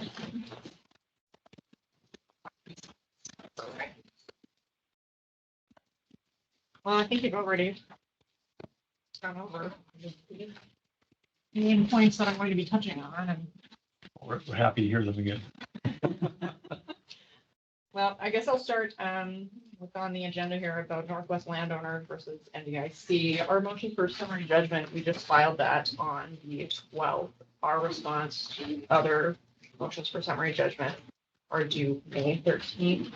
We're currently working on a draft for our response that we've done well in advance of our deadline. So I don't have any particular concerns there. Perhaps the most important thing right now is the mercury air toxic standards rule. Let me just go back for Karen on the, and Reese and the team, but we've got a new format at Land Board, a single page for each legal case, and would love to have the team look at that, because I think it speeds up these sections when we're reviewing these cases that have been on forever and ever and ever. And I think that format, if we can have it, then it would require very little from the team to just sort of update it from the last meeting, but it kind of provides a baseline for everybody on the commission to be. So take a look at that. But on Northwest Landowners, I know that in the past they were trying to find plaintiffs. They were in search of someone who'd could claim some kind of harm. Yes. And I think that they maybe found some, but then we're still looking for summary judgment because There's some plaintiffs that they've found that are within their numbers, and same with Farm Bureau, they did the same thing. So part of the reason this litigation is dragged out longer than probably expected is because Farm Bureau in the fall moved to intervene. And then they also alleged that some of their members were affected by this. So it took a while through the discovery process for them to tell us which members were affected. They've since found members within their organizations that were affected, they say. by Alleged. alleged. Let's- So since then, the summary judgment deadline has passed. They both filed their motions. We're responding to that. That's due on the 13th of May. So we have some time for that. We've also filed our motion for summary judgment. So we're both asking on legal grounds for the case to be handed to us rather than having to fight this out in trial. But ultimately, that's up to the court. I might be, want to make sure I'm right in my recollection, but I would have thought that when we were defining that the pore space was owned by the landowners, that Farm Bureau supported that legislation. And because it would have benefited 100% of their members for us to define, make that definition in state law. And so then it'd be interesting to know in our defense if at one point they were supporting the legislation, but now somehow seeking to believe that some few member, I mean, because they found a few, but what do they have? Maybe Doug knows, but how many tens of thousands of members do they have in North Dakota? I mean, and it maybe is declining. It's changed a little bit, but It's a big, well over 10,000, yeah. it's a big number. I mean, so it's I mean, but when we throw their name on the case, it sounds like that somehow this is affecting everybody, but I thought that they were fully supportive of the idea that this was another revenue stream for the farmers and ranchers in the state. I can't speak to what they said No. as far as the legislation goes. All I know is what it's openly in their intervention within the force based case. So, but I'll look into that. That's certainly an interesting avenue that I haven't really thought about. But the members of the alleged is a very minimal amount of members. The most important case for our legal aspect that we're probably working on right now is the mercury and air toxic standards rule that just received the pre-publication from the EPA on the 25th, along with 3 other rules. Right now, we're looking at the differences between the previous proposed rule and the pre-publication final rule to see what major changes are within them. Right now, we're not seeing a lot of changes between the proposed rule itself and the pre-publication rule. A lot of it is debating on the facts. Right now, the pre-publication rule says there are no impacts to the grid. There's no emissions. Emission reductions are still the same. There's lots of explanations of why those standards within the mercury toxic rule is achievable. Otherwise, the rule is relatively the same. We're still working with state agencies and with other states to determine litigation strategies. I've heard Dave Blatt talk about this one, which is the current standard is 1 part per billion, and the new rule is 1 part per trillion. So it's, if you're, in the example that Dave gave with, or if you had the Astrodome filled with 30 billion ping pong balls, 1 part per billion would be, there'd be 30 ping pong balls in there. So you could all go in there and start eating ping pong balls, and you could eat the rest of your life and you'd never hit the 1 part per billion. But that's 30, but they're trying to go down to where you have 3 ping pong balls in there that would be the parts per trillion. But then the problem with that is that there's no equipment that you can actually measure it. We've got a rule that has no health effect today, and it's immeasurable at the proposed level. So this is a let's go kill baseload energy from North Dakota rule. This is not a health and safety rule. I mean, when we've got our head of DEQ and his team that always follow the science and follow the law, saying this thing is absolutely does nothing for the public, other than achieve an ideological goal. I mean, this is one of the things we've got to just put, keep pushing back on. No, that's exactly right. And we're, like I said, we're working with other states on the matter, discussing strategies along with agencies. Similarly, the coal combustion residuals rule, the CCR rule, and the greenhouse gas rule, the carbon rule, they all came out at the same time. It's kind of a triple hit from the EPA. They were all pre-published last week. And we're working within our own teams on potential litigation strategy and also working in the pre-published final rules, see what the differences are between that and the prior rules. There's not a lot of changes, but we have to go through all of those potential micro changes for litigation strategy. And some of these rules, to be clear, are anywhere between 800 and 1,400 pages long. Correct. So when we're going through to try to find single word changes in there, I mean, this is a, Tedious task.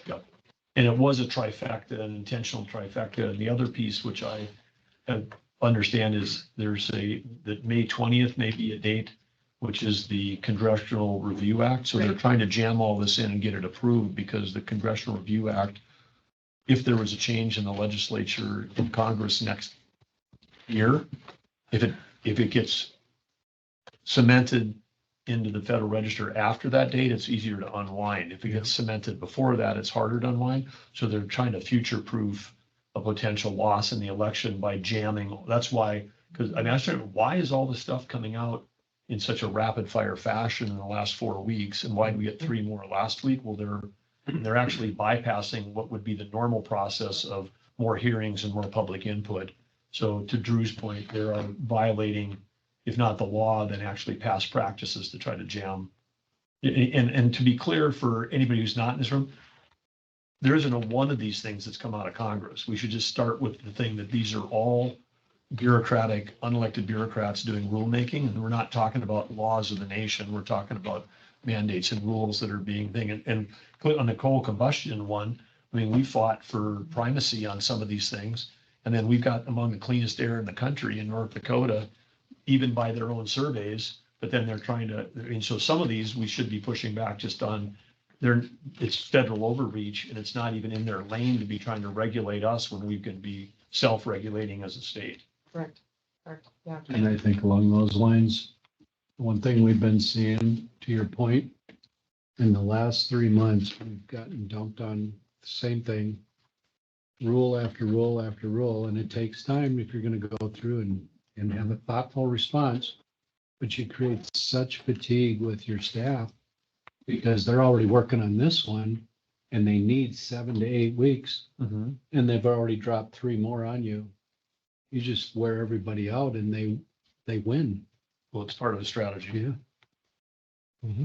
So it's unfortunate, and it doesn't serve the public's best interest, but it does serve somebody's agenda and self-interest. And it will destabilize the grid. Yep. And the rules that we were talking about with Lynn, I mean, under that thing, then that stuff empowers foreign dictators that we're at war with. So both of them have got global effects, national and international global effects, much larger than the impact on the state of North Dakota. Energy security and food security, because what the attacks they have on agriculture, food production, ag's ability to operate and function, it will compromise that too. And that's what we're seeing. Well, any attack on liquid fuels is an attack on ag, because if you attack liquid fuels the way they are, Then they an get internal the- combustion machine, and you wipe out ethanol, then you drop the price of corn in half, and land values collapse, and we have an ag crisis like we've never had before. I mean, so it's a full-on attack on ag Yep. anytime they're going after liquid fuels. At least the southwest border is open. That's right. So I'm glad you brought that great perspective to Well, the table. I mean- I love it when you're here. what if we run out of things to do? We could combat the fact that trained enemy combatants are coming across the border. I said that someone said, they're not all trained enemy combatants. I said, yeah, well, it took 19 of them to bring us to our knees in 2001. So when you have hundreds of people making it to the border and they're capturing them and they are on any terrorist watch list, probably they're not getting them all. I just feel like we're in a perilous time. Anyway, back to food and energy. It's not even funny anymore. I mean, it is, and I think one of the troubles is everybody sees politics as just like constant, like everybody just always says this about the other side, and you're like, this isn't even sides anymore. I mean, my Democrat friends talk the same way when they're just being candid. Yes, Reese, I have Democrat friends. And they talk the same way, because these are not unknown problems, and the people are deeply concerned, so. They're even embarrassed. Some of my That's tough. colleagues have Tough just went situation. silent and are embarrassed over what's going on. Tough situation. Yes, so it's an onslaught of Yeah. rules right now. And you're right, it's. Do we have any perspective, and maybe Lynn's been at this the longest, but have you ever in your career ever seen a wave like we're seeing right now in terms of this acceleration of federal mandates and rulemaking? Not even close. Even under the second Obama administration term, it wasn't anywhere near this. It was maybe onesie twosies, but never 3 and 4 rules a week. Yeah, I don't know what the count is now, John. We're north of 30, all since January. We got a handout from Senator Sullivan in Alaska, which we're recommending that we make a copy of here in North Dakota, because they actually had a map of Alaska and where these rules were affecting, but they've got all the ones that are specific to wildlife refuge, so they're tracking over 50. So when we're feeling bad, there's places like Alaska that have got another 20 piled on top of all of this stuff, plus some ones that are geographically specific. The chief deputy and I met with the majority leaders last week or week before, in the last 2 weeks, to discuss this issue a little bit, just kind of give them a broad overview of the stuff going on, to the point that we've discussed in other settings about the need for additional resources up ahead. And it was a pretty short meeting. I mean, they see it the way everyone else does, recognizing that, the dollars that need to be spent on this are a drop in the bucket compared to the contrasted with the downside. And so very supportive. We appreciate that. But like I said, it was almost like a shrug. They're like, yeah, I mean, they're sorry to see it too, and sorry to hear it, but very, very quick to be supportive of whatever the needs might be. So we have been in a session or before, Yeah. to the point you made a couple of times.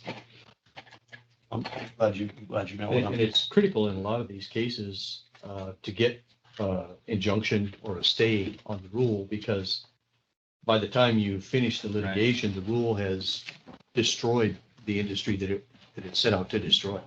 So you can't litigate these things for 4, 6, 8 years and then win, because the damage has already been done. Right. Because it freezes the capital when the investment. But on the EP, on the MATS rule, then North Dakota, are we leading on that? Not sure how much I should.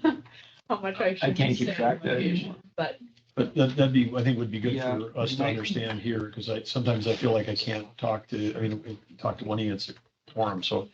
But I'd say that we should be clear on which ones we're leading on and which ones we're relying on other folks on, because I know that on West Virginia, I have some concerns because their AG is running for governor and their Solicitor General just got appointed to FERC.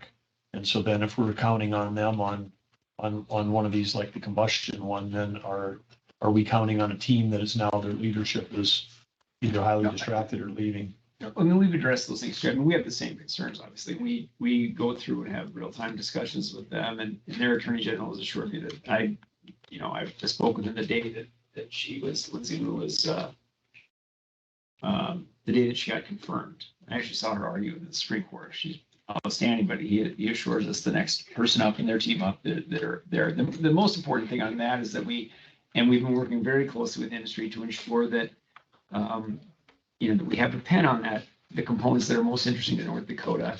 And we have an agreement up front that, we may have to part ways if we just can't agree on things. There's been no indication of any difficulty at all in this front. Ohio did withdraw, and then that's routine too. People withdraw and enter into these agreements. They're never acrimonious, and we're not ever going to go into something where we feel like we're being dumbed down on something that our industry folks and experts and others are telling us, no, these are the arguments we need to make in North Dakota's interests. I mean, they're in the best place to be telling us that. They're working very closely with our Solicitor General's office and our litigation team that's overseeing that. So, I mean, those are legitimate concerns, but they're things that we looked around the corner on. We've addressed already. I know, Patrick Morrissey, like me, is also not writing the brief for this, so they're in good shape. But I mean, it's something that we're doing hand in glove with them, and we cannot thank the industry and the government technical experts who have lent so much time and effort to just really being helpful to us in putting forward the best information. I don't even know if I'd call it advocacy. It's really just putting forward that information so that people have it at their disposal, and they've been outstanding in that. And I appreciate it. So, But I'd ask for an action item, which may have already started somewhere, but given that these have got such a monumental and consequential impact on the financial well-being of the state as well as the business of the industrial commission, we should have a list for the industrial commission as part of these litigation summaries of which ones were leading, which ones were following, and which ones were not, and just make sure we understand that as part of the update, because it goes back to when I was testifying in front of the legislature recently, I basically said Drew doesn't have enough resources and we can't wait. We gotta, it's like, Yeah. whether it's emergency commission or what, we gotta make sure, because these aren't, some of that stuff in the earlier areas, Lynn, were speed bumps. These are like, death blows to entire industries is what they're trying to do. And we have to treat them with that same kind of urgency. well, we appreciated you offering that testimony up there. That's part of why we then had that meeting with the majority leaders who assured us that, and what we've assured the people that we're talking, the stakeholders and other people, that it's not going to be a resource issue here. We're not going to, be cutting off litigation needs in a variety of areas, voting rights, coming up, Title IX. I mean, we won't fail in these endeavors for having lost the will to get the resources. And we appreciate the support of people on this commission and the land board and then in the legislature around. We appreciate that. So, we'll just keep, that's a really good idea. We'll put together that. We've got some things like that we have internally that we can easily make into external documents. And with the idea that sometimes it changes. Sometimes we're leading on something and then next week it makes sense. Like, no, we're going to a different circuit because of some decision that just came out of it. We remain nimble about it. And it's never, ever going to enter into any of that would be detrimental to North Dakota and its interests. And where we have to part ways with people, we are going to part ways with them and file our own.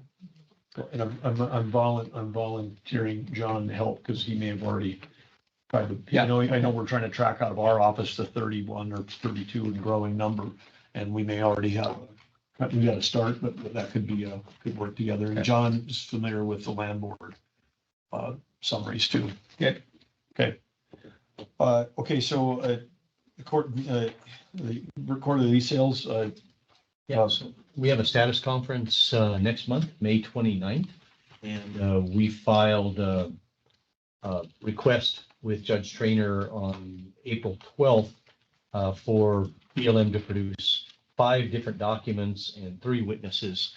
We've finally gotten names of people who can testify as to what they're doing and what they claim to have in terms of documentation on how they're processing these quarterly lease sales.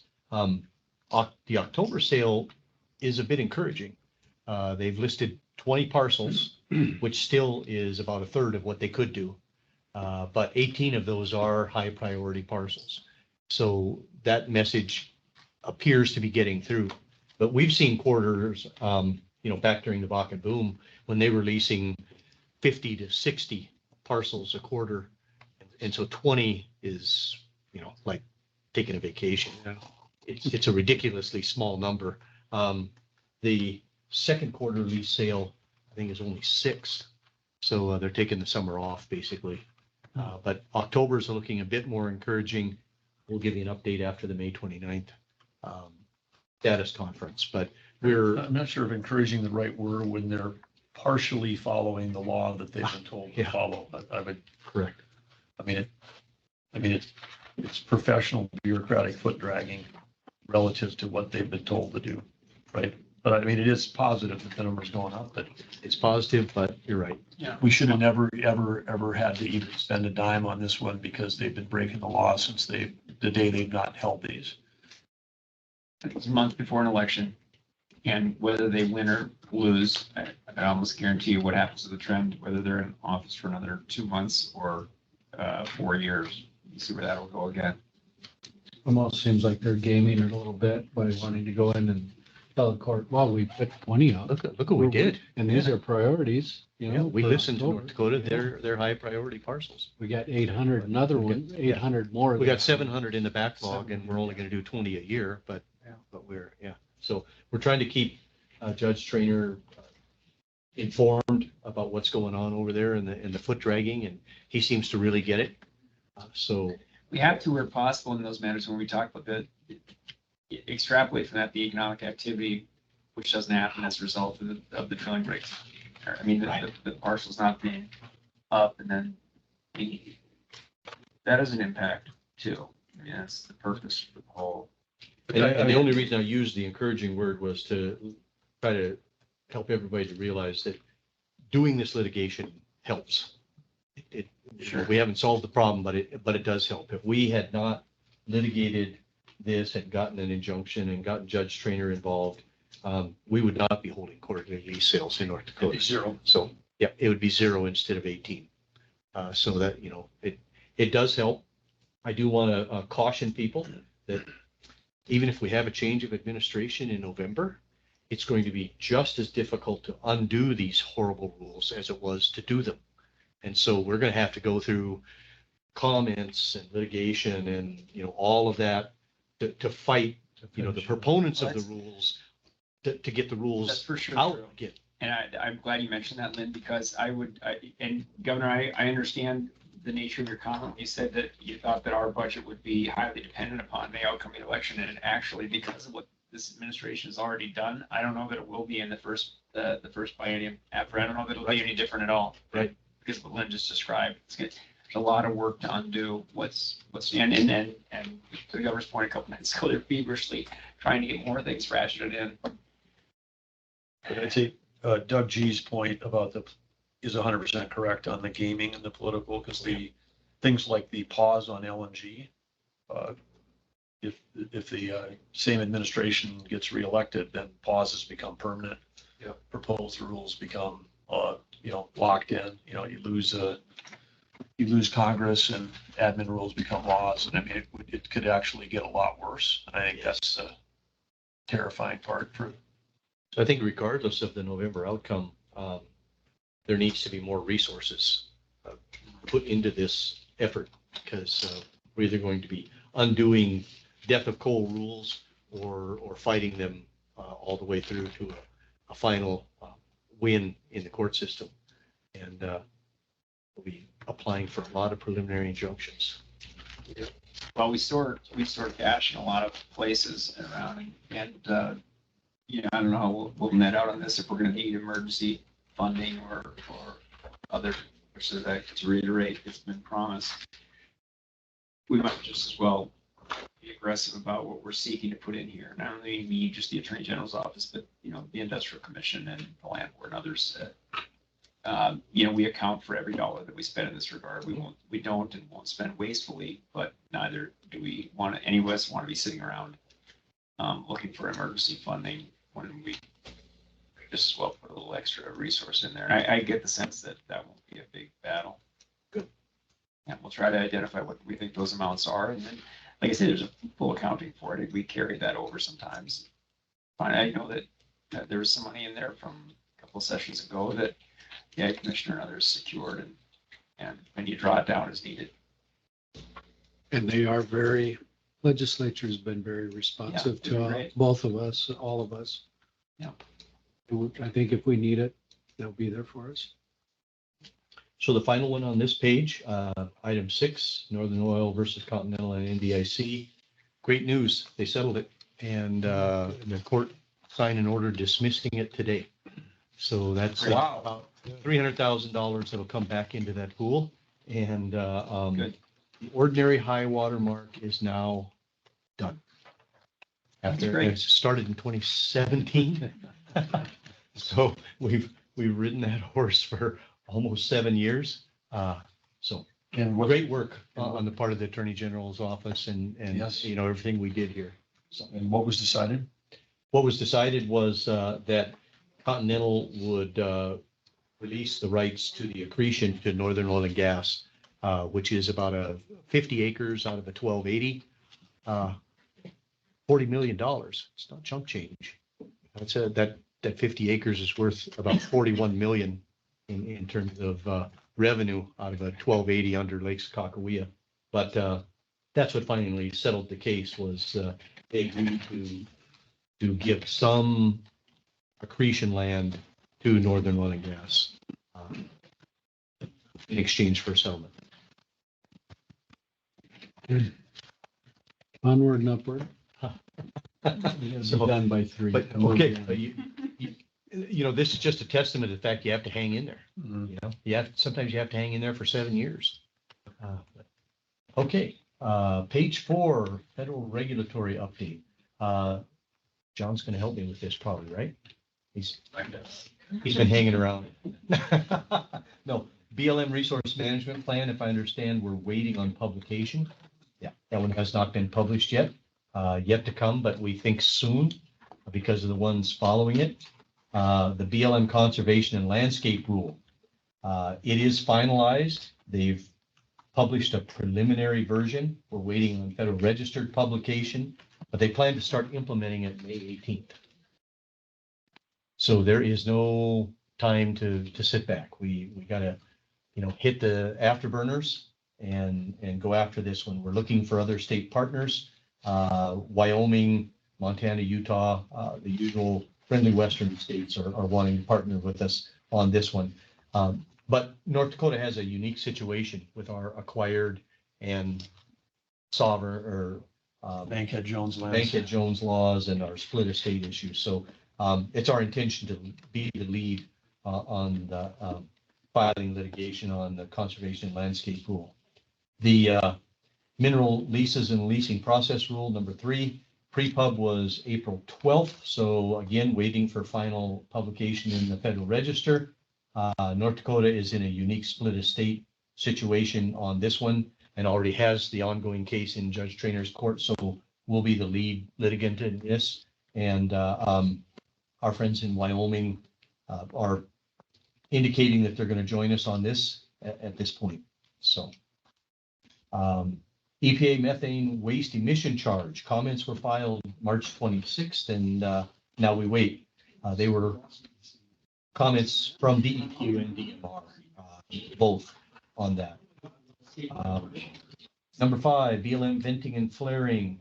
That one was final on April 10th, and we filed our complaint April 24th and are filing a preliminary injunction request. We've been joined by Montana, Wyoming, and Utah. So we're taking the lead on that one.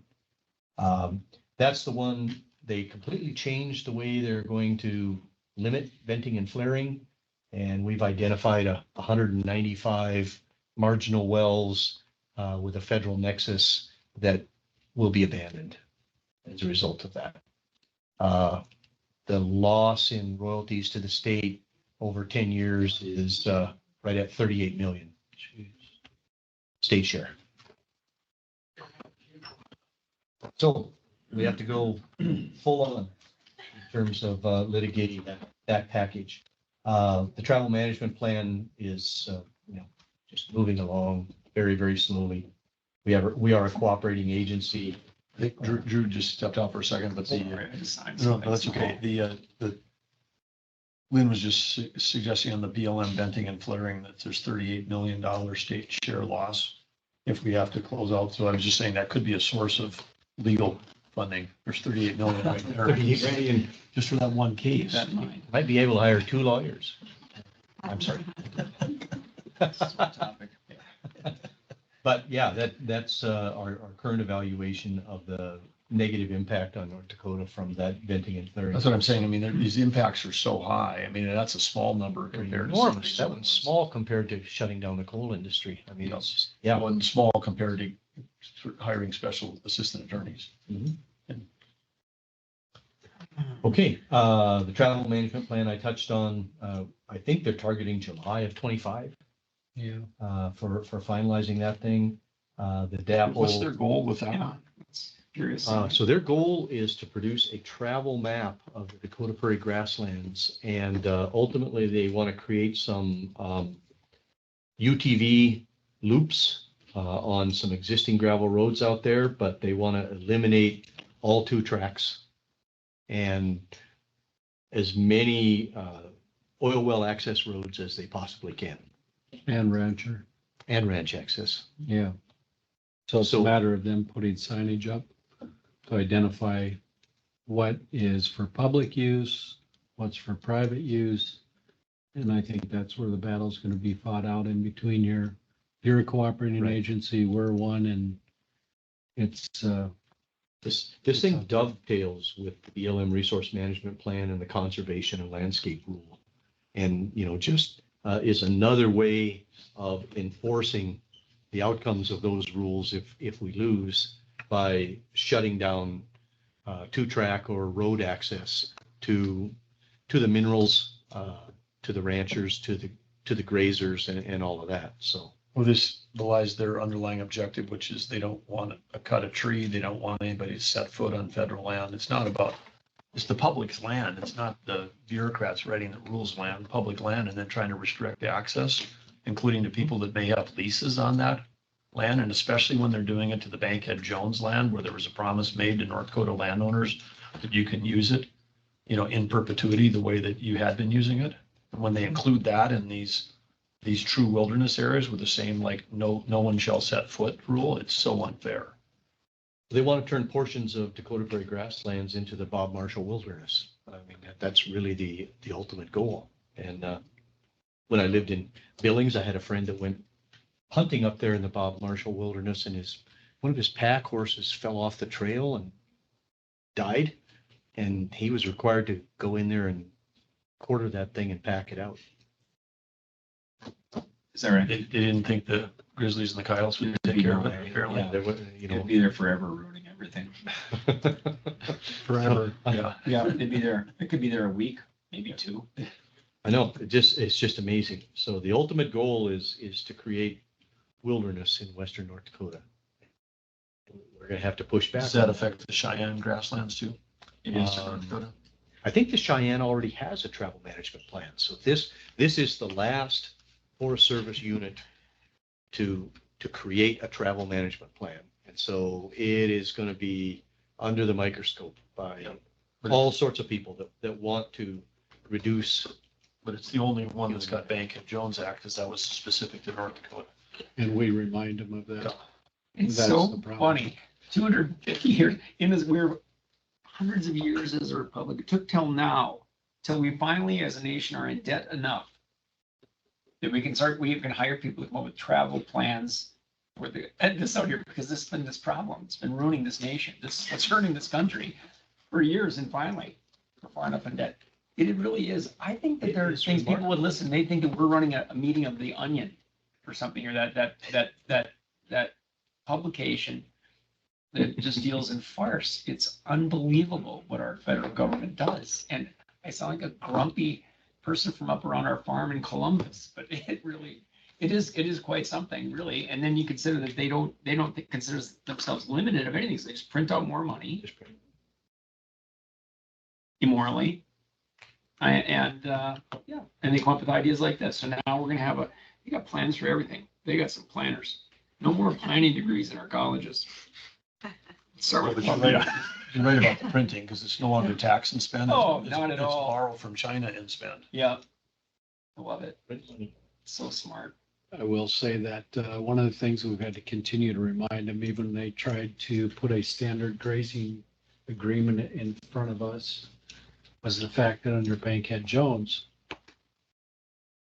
Congress wrote a law that pertains to us.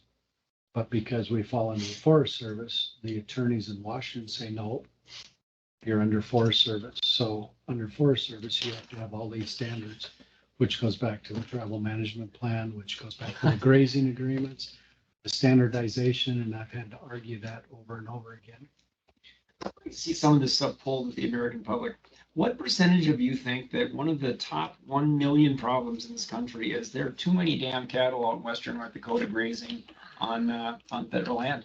We're just sick of it. People in Rhode Island have had enough. We've had enough.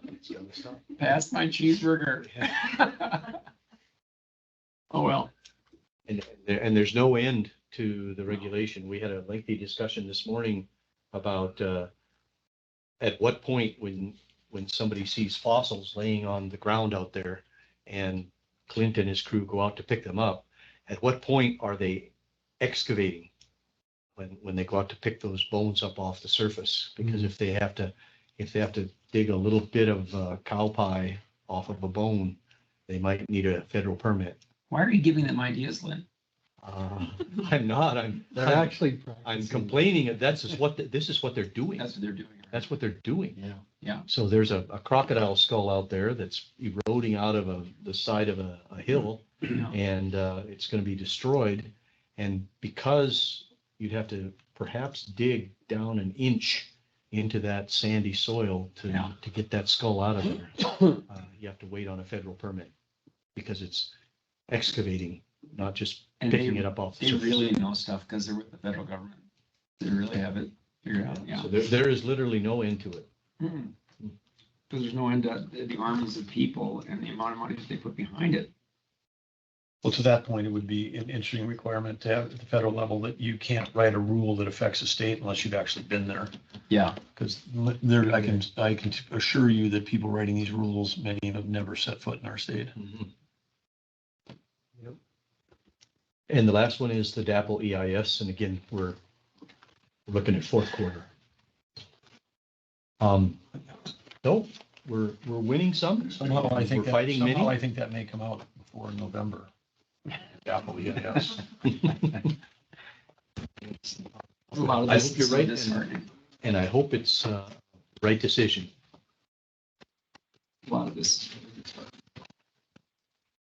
We'll take a look at that format for putting these in front of, make it easier and quicker to go through. But we do have a really good team that's all working together with Phil and John and Matt and myself and Dave Glott, meeting routinely to look at the list and see where the pieces are moving. Well, it's not on our update here because we've concluded the trial, but I think it's worth noting for the record that at the Dakota Access Pipeline federal lawsuit, which has also took us 7 years to get to court, the combination of live testimony, video deposition, and discovery, that it was conclusively proved that the federal government failed in their responsibilities, and that the reason why the Army Corps was doing some of what they were doing, which they'd never done before, was at the direction of the Obama-Biden White House. And if you were to summarize it, you would say that the thumb was on the scale on behalf of the protesters and not on the behalf of law enforcement of the state of North Dakota. It was just proven every single day in that trial. And no national coverage, even though they covered the protest every single day, but there was no national coverage of the trial. Up to and including actual words that were the FBI agents that did arrive were told to leave by a superior that said, "You're not there to help North Dakota. Get back in your car, get out of there." I mean, so it's just, and that was traced all the way back to the White House. So, we're not imagining things here, Drew, in terms of what's No, we're going not. on. I mean, I know we sound like we're that when we have these discussions, but that's the reality. In that realm, what's been the challenge leading up to that trial and during the trial remains the challenge is their defense is pretty simple. We get to. Yeah. We get the executive discretion. We, the federal government, can decide to deploy resources or not. And the question, I think, hinges largely on what they did to exacerbate it. I mean, getting to I guess you could turn the cold shoulder, but could you do these things to continue to incite? Inciting is a fair. Ignite, exacerbate, prolong. That's And then leave us with a right. cleanup. Exactly. Yeah. So there's another case where it took 7 years, to actually get it to trial, and there's not a decision yet. But if you didn't, in one of these cases, if you didn't have a preliminary injunction, by the time you get to that point, the damage. Right. Well, this is a different. The industry's situation. It's a static situation. The price is what the price is. Yeah. But when it's over, there'll be a full accounting at some point, one way or the other. There's people have caught on that I'm pretty transparent about things. They'll have a full accounting of what it's cost. I mean, a full accounting right down to including this trial, like what it's cost to pursue those dollars. Yeah. Well, we're pursuing a principle beyond it. No, there's no question. But I mean, it's like this is a cost that the federal government heaped on the state in addition to all the danger, I mean, my God, the fact that, remember it well, that we made it through weeks and then ultimately the entire thing without serious bodily injury or death. Well, arguably one serious bodily injury, which is self-inflicted, though it doesn't quite, Right. weigh on you like it might otherwise. And that was amazing because that could have been the other thing we could have been talking about very easily. I mean, there's enough of those nights that I'm sitting there in the emergency operations center watching the thing, waiting for it to happen. I mean, that first night, gunfires going off, shooting in the direction of the highway patrol. I think I think it grazed one of the guy's legs. There was a call at one point, they said, officer down. That's what they thought. I think he was down already because he got grazed. But I mean, that could have happened any one of a number of times throughout that thing. So we were blessed in that regard, but it was very expensive financially. So The national burden that these regs are putting on every state then ultimately is borne by the citizens. So it raises the cost of everything. 100%. Okay, well, thank you, Lynn. Always educational, informative, and productive. So thank you. Thank you. Thank you for your work. Thank you. Okay, Dave. Okay. All right. dive on in here we're on section 880, low income housing tax credit qualified allocation. Okay, good afternoon. This is something we have to do every year for housing tax credits, have this qualified allocation plan. We had our required public hearing back in March. And we're integrated that we had on that. Probably the biggest change with this is the number one there under universal design. We had a separate meeting with architects, developers, and the service providers, like Nick Paul is the person human services. If a developer chooses to put universal design in any of it, it's and then just the overall access to a building they're doing. There were some questions we tried to clear up between the architects and the service providers exactly what they want to see in those units and what is beneficial. What's the universal design standard?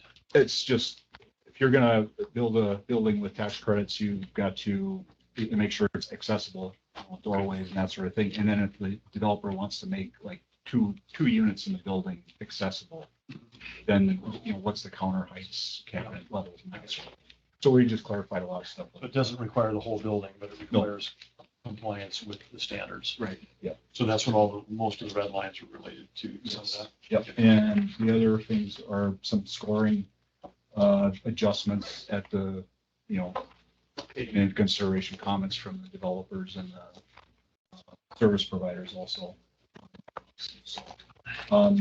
Is there anything in the rule that tries to drive this towards places where we've got existing infrastructure so we don't have an increase in property taxes? Nothing else has changed. We've always, we continue our, infill is what we want. And we do not go outside the boundaries of the city. I mean, we're not the first in anywhere. Yep. We're always the last in. So move. Second.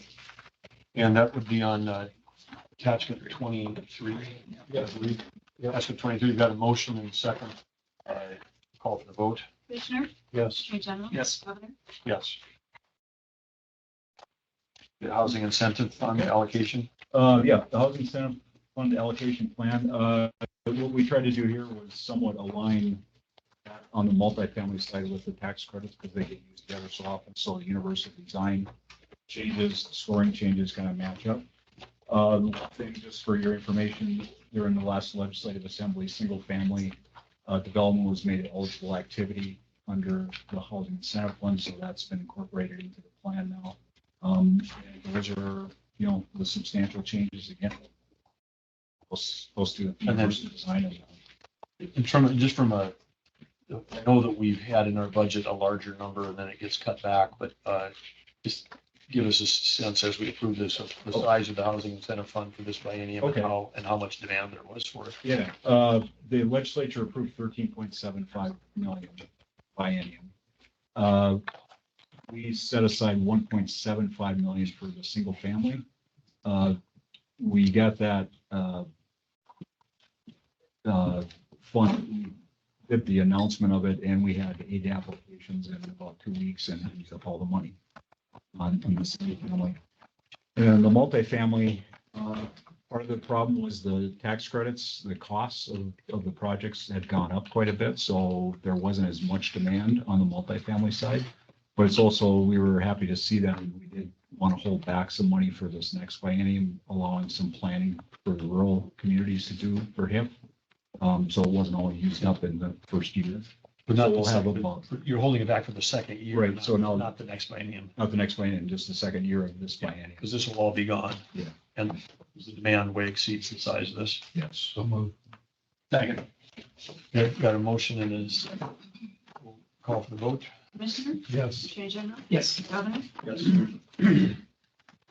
Okay, next up is just a couple of reports. The home program and, which is federal HUD program, and then the National Housing Trust Fund, which also is through HUD. We updated both of these programs to coincide with the universal design, and same as the tax credits. We did reduce fees to the developers if they're applying for tax credits, and they also apply for either home or the Housing Trust Fund. We were charging them two separate application fees of $500. Well, we reduced if they're applying for two different programs for the same project. It's just, we reduced the second one to $250. So it cuts their costs. We still have some work to do there, but we didn't need the full 500. And then we've changed the scoring a little bit for preservation of properties, as both of those two programs fit well with rehab of multifamily. So we wanted to make sure that it would get scored well, projects that were for preserving affordable housing and rehabbing what's out there. Okay. There's no questions on those two programs.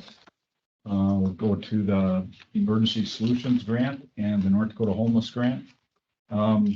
We took over the Emergency Solutions Grant from the Commerce Department in July of 23. It was transferred over along with the North Dakota Homeless Grant. Both programs came over to us. One thing that a large change that we made was the state for the Emergency Solution Grant, which is a federal program. They require 100% match of the amount, which the amount for that is $486.94. And we just took the North Dakota Homeless Grant dollars and made the match for that. So there's no, cut the administrative burden on the shelters, et cetera, that use this money. And then we just make that report to HUD that we matched it with North Dakota Homeless Grant dollars. So we cut down on some administrative tracking for everybody. And then we just made some adjustments to the selection criteria. Major one there is probably trying to encourage some collaboration between the service providers so they'll work together with homeless. And if the community wants to do that, they'll get some extra points and that'll help with their funding level.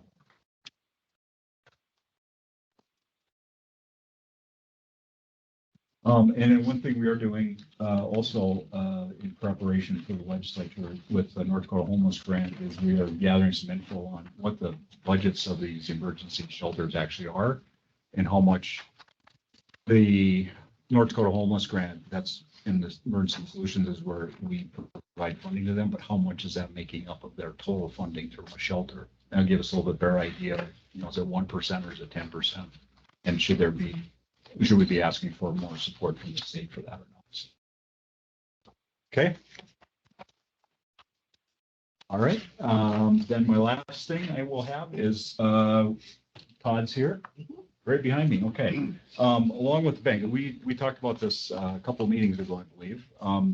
The bank contacted us and together we applied for a grant called the Member Impact Fund from the Federal Home Loan Bank of Des Moines. And we were awarded $5.126 million out of $11 million that the state of North Dakota got in total. So there are other entities that applied for this, other member banks. And the member banks have to then transfer the dollars to the local entity, nonprofit, other government entity to use for their housing purposes or community development purposes. So BND's contribution was 1.281. I believe I got that right, Todd. And so the Federal Home Loan Bank then matched that 3-to-1. So they put in 3.844 million. And then we originally thought we would probably put all this into the Housing Incentive Fund, but we looked at, where we could have some impact over time. So we are going to put a lot of this into our programs for single family rehab. and rehab accessibility program. That's become, where we see there's a need out there for the accessibility issues, people that want to age in place in their home, but they need a ramp, they need lower countertops, that sort of thing. So we're going to put a lot of this money towards those things over the next 3 years, and also just the single family rehab, for roofs, et cetera.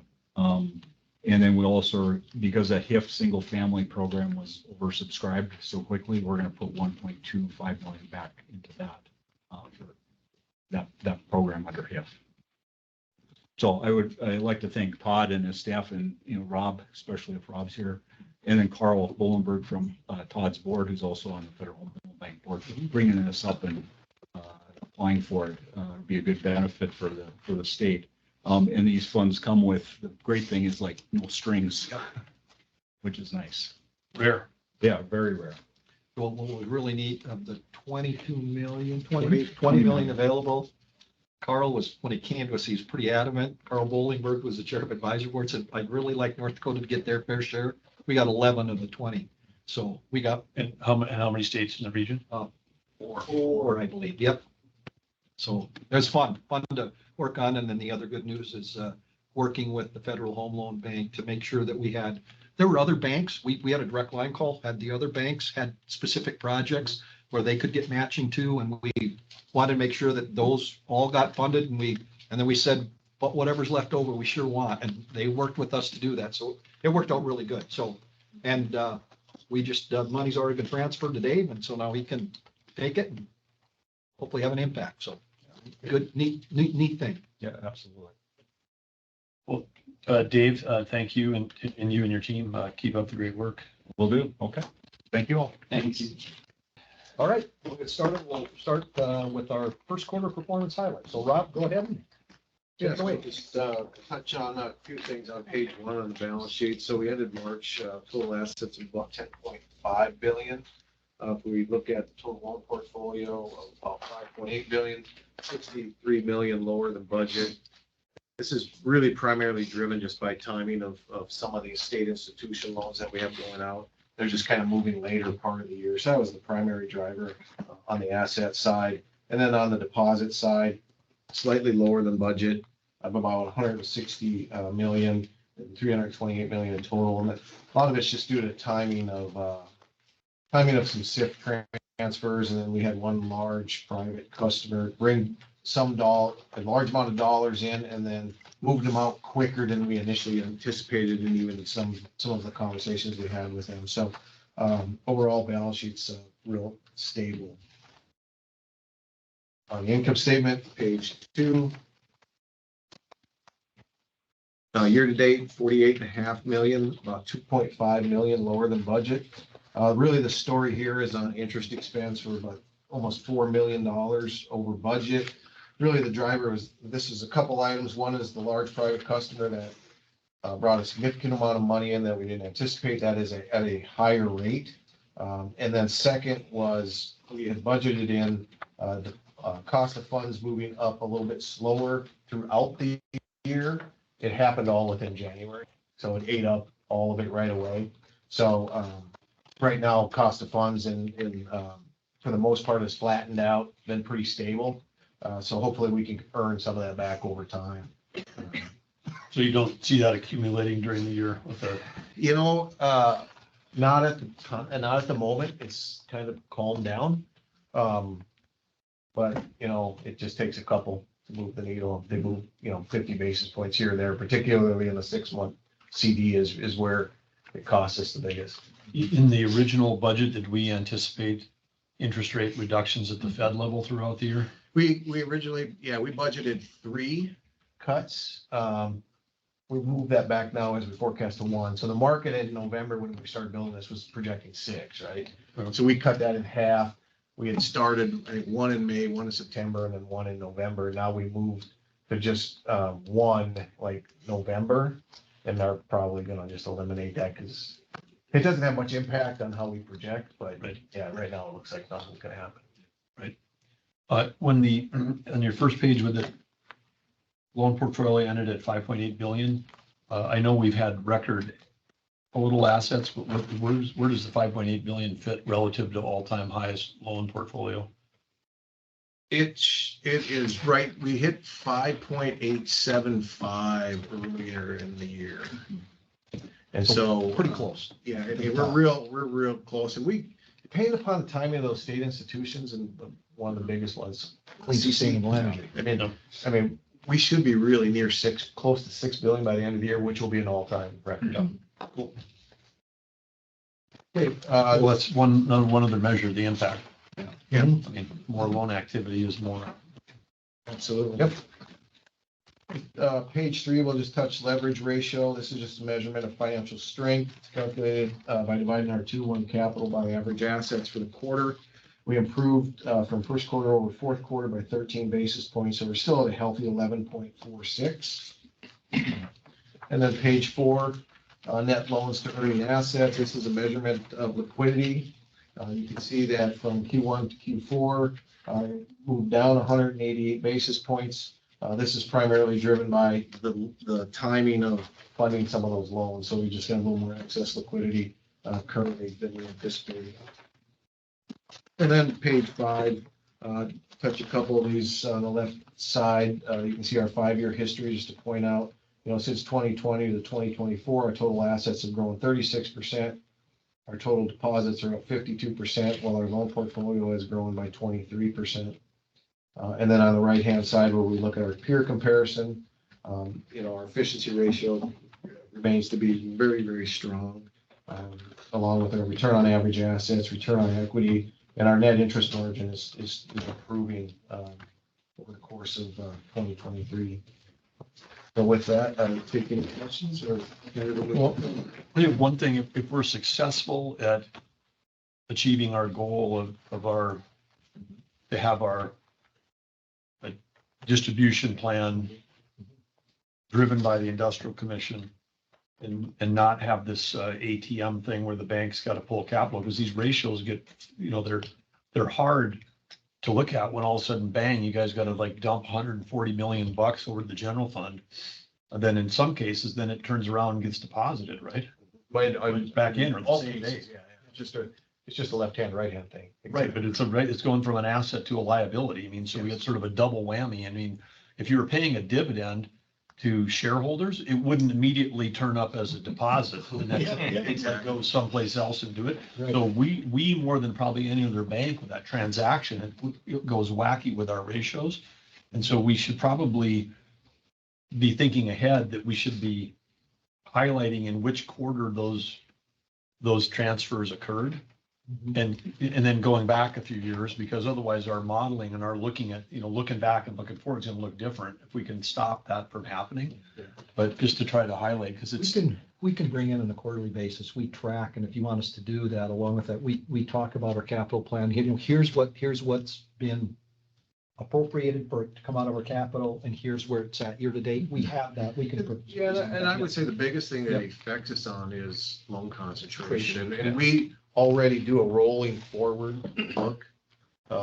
So we have that modeled in, so Kirby can really get a feel for what the concentrations model is going to look like on a forward-looking basis with those contributions coming out. So we do a fair amount of modeling, so we made sure we know we're going to be at 6 months, 12 months from now.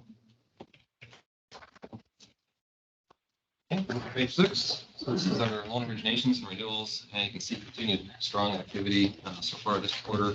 2022, 2023, both very strong years. So to be in the realm of where we were this time last year is showing we're doing pretty well.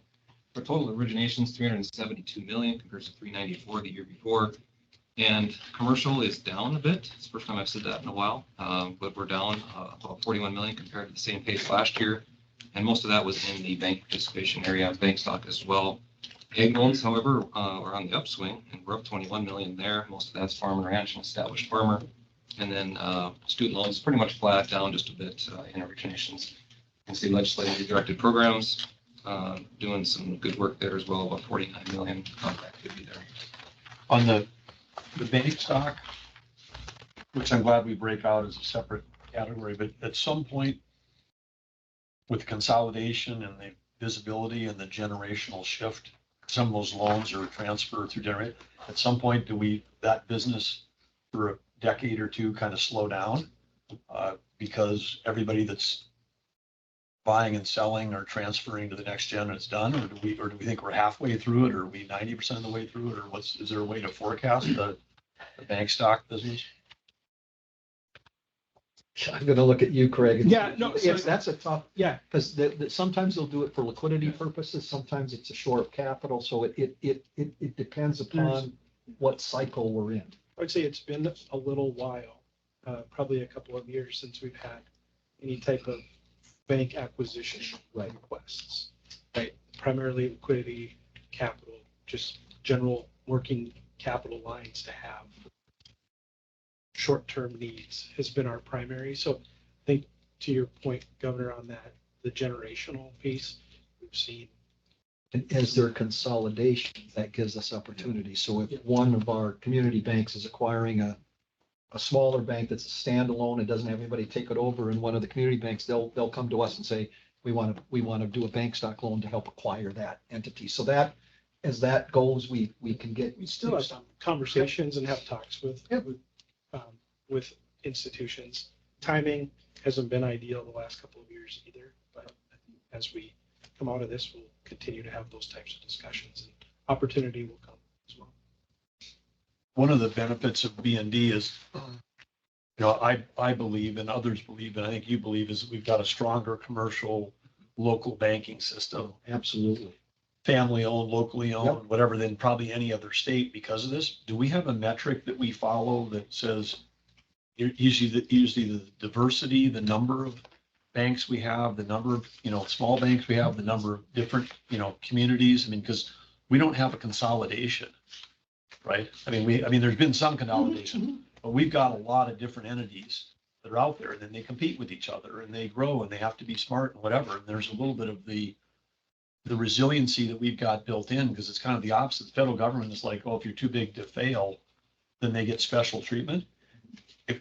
If they're big enough that them failing is a problem for the country, maybe the rule should be, they should be broken up already and then have a bunch of smaller ones. I mean, wouldn't that be the thing to do? Because if they're too big to fail, then we better get them, drive them opposite. And we're kind of going the other way where I know that, and there was a time when you would have thought that every one of these local banks was going to become a branch of a national thing, because they tried that for a while and it didn't work and they spun them back out again. But how do we measure the health, and how do we down the road say North Dakota's got the best local banking thing because of BND, and here's why. I mean, here's the metrics. And part of this is for all of us when we're as the governing board. I mean, it's fun for us to tell the story to, the other ag commissioners and the other AGs and the other governors, like, hey, we got something they don't have, and here's the benefits we have at the state. We have more banks, community banks per capita than any other state in the nation. That continues to be true. And Rick from North Dakota Bankers and Barry would tell you it's because of us. And that's not locations, that's actual organization. Actual charters. And then what's really part of our loan growth. Yeah. The big part of our big demand for loan growth is, and listen, I worked for Wells for 33 years. Any big deal, Wells did it. We operate as a community bank, but we got all the big deals. Now, Wells is basically, I've been gone 9 years. Before I left, I had, just in Bismarck-Mandan, I had 7 loan officers reporting to me. That's just in Bismarck-Mandan. There's 2 loan officers in all of Wells Fargo in North Dakota now, and they won't even look at a company unless it's generating 50 million in revenue or more. So John Geese and I like to say, 33 years of work and poof, it's all gone. And so what has happened is, so they've left and now the community banks have had to step up, and they couldn't do those bigger transactions without us. And that's what's really driving a lot of our own growth, because the bigger ones have just said Wells had other issues, the reason that drove that, but we're kind of seeing that from US Bank too. You're just not seeing the smaller community banks have had to step up, and now they've grown too as a result of this, and they're able to do bigger things. And so it's been kind of fun, but that's been the really key driver to our growth. And quite frankly, we kept on saying with our loan originations, we kept on looking at each other going, with interest rates rising as quick as they where loan demand's gotta slow down, and it hasn't, and our pipeline now is kind of hanging in there too, so it's a interesting phenomenon. The mix of deal types ebbs and flows a little bit, but the activity is still there. When we have our capital plan to try to keep the capital in the bank versus dumping it into the general fund where it's not utilized. This point of the strengthening the community banks and being able to do larger loans in the loan demand, I think, and again, as we got a bunch of new legislators coming in, I mean, we got to think about when we're talking about the mission of the bank, as you described that well, but making that linkage between commercial activity in their district and the bank. And the stronger the bank, the more you can support commercial activity and growth.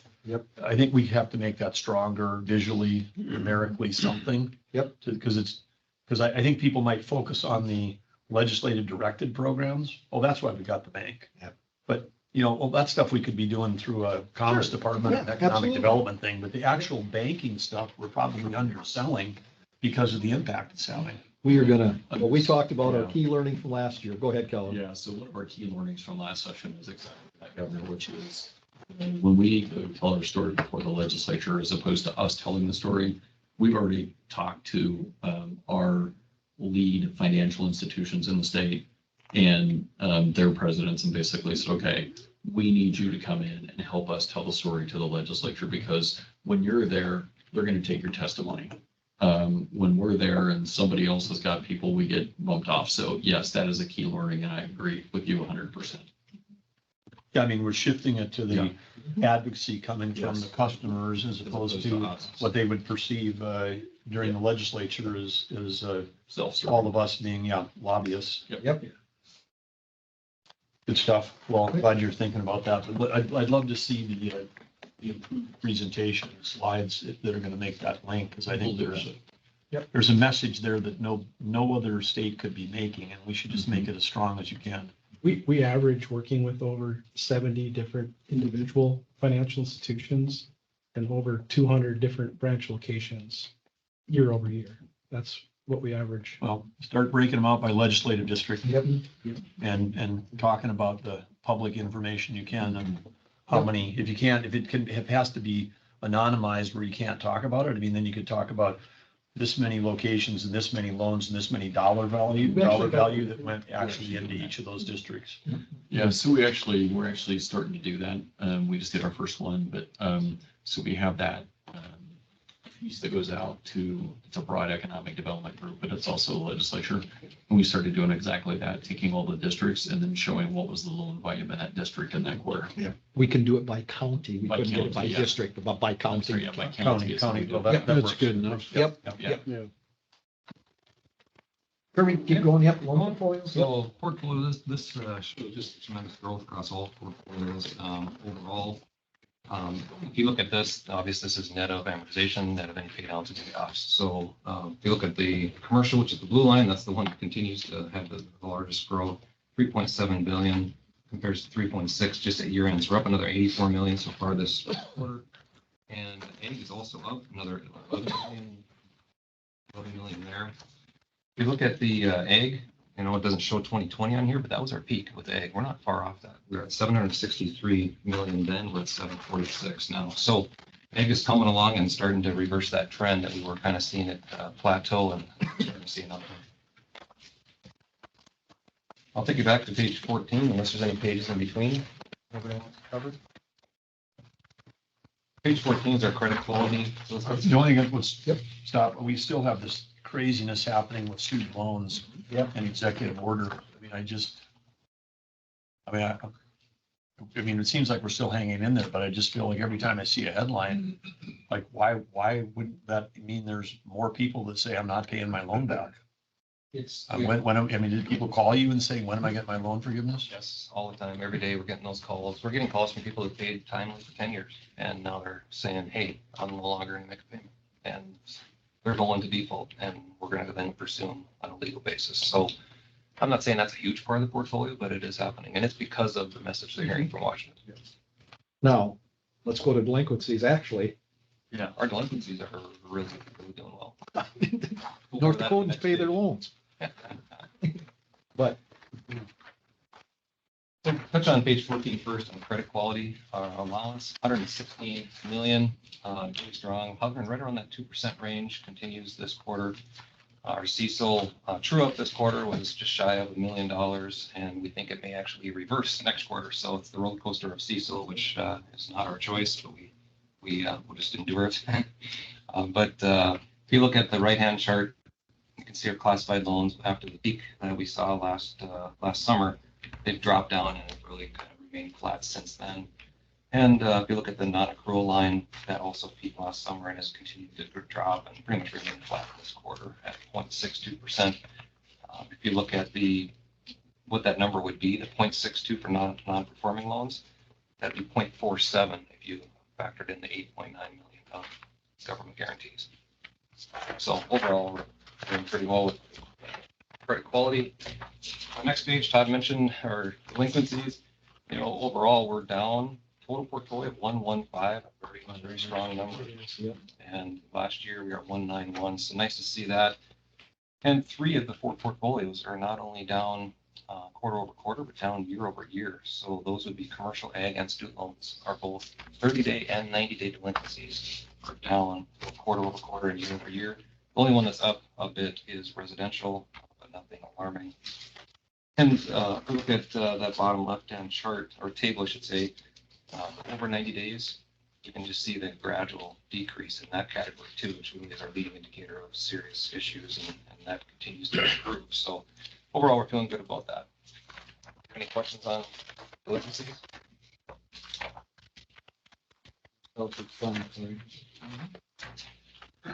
Yeah, and just to touch on college saves. So, still continue to see growth in our various match programs. If you look down there, the kindergarten match continues to add folks quarter over quarter.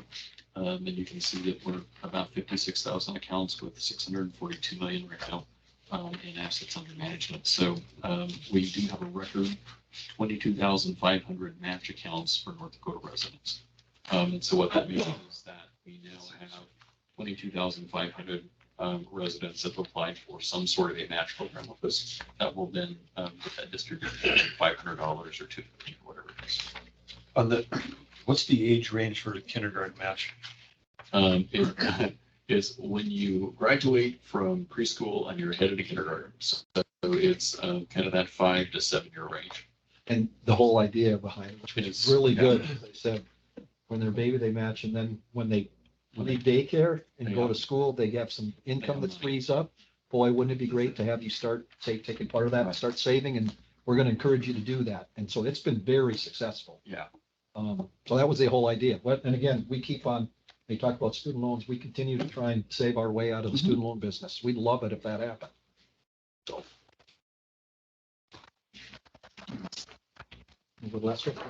Yeah, we just touch on the last page 17 on the HR human resources. The one I'd like to point out is probably just the bottom right. I think this is the telling where you can see the assets per employee in the blue line, and the earnings per employee in the orange line. I think the biggest thing here is just the growth we've been able to achieve while maintaining a fairly static overhead. That's something we strive to. We always say we run it like a business, and we strive to make sure if we need to hire people, it's well thought out.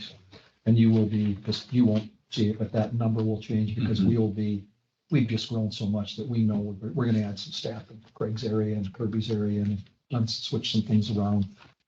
Just because we were falling a little bit behind on our turnaround times and servicing our portfolio. It's gotten so big, just the daily modifications and changes. So we're adding staff to do that here shortly. That'll kind of play itself out over the end of the year. So, yep. That's it for performance highlights, unless there's any questions. Thank you. Okay, and then the only other thing under the open session is just if there's you want us to make any comments, they're the confidential or non-confidential advisory board minutes that you should have in front of you. We'll move into exec session. Okay. 1 minute ahead of schedule. There we go. Good. You guys did great. And I'm gonna introduce, I'm gonna have Kay Lynn step up into my chair here. So you can, she's the banker that handles a lot of these, a couple of these transactions. So, first one will be, I'll tee you up. The first one's gonna be pretty easy. The second one will take a little more discussion. So. That I would Go. move. Do we have? What's that? I would move that under the authority of the North Dakota Century Code, section 6-09-35 and 44-04-18.4, 44-04-19.1, 44-04-19.2. That the industrial commission enter into an executive session for the purposes of Bank of North Dakota confidential business. Second. We have a motion and second. We'll call for the roll. Commissioner, Yes. Attorney General, Yes. Governor, Yes. Motion carries. The commission will now move into meeting in executive session regarding Bank of North Dakota confidential business pursuant to NBCC 6-09-35 to consider those items listed on the agenda under Bank of North Dakota confidential business. Only commission members, their staff, commission staff, and B&D will participate in that executive session. Any formal action taken by the commission will occur after it reconvenes in the open session. Remind the commission members and those present in the executive session that the discussion must be limited to the announced purposes, which is anticipated to last approximately 30 minutes. The executive session will begin at 3:46. We're back in executive session. During the Bank of North Dakota executive session, the commission made two separate motions related to approval of two loan applications. And we'll call for the vote. Attorney General, Yes. Governor, Yes. And Commissioner of Agriculture, everyone saw, voted a minute ago before he left. Next meeting, the next vote, we'll call that. Attorney General, Yes. Governor, Yes. And yes for Commissioner Goring. Motion carried. So Bank, the credit team, thanks for moving through these, complex relationships that help keep North Dakota's financial system strong. And thanks for all the other work that you're doing. Thanks for congrats on the good first quarter. And with that, we have no further business before the Industrial Commission. The Industrial Commission team and staff, thank you for all the good work preparing for today's robust agenda. The meeting is adjourned. Thanks, everybody.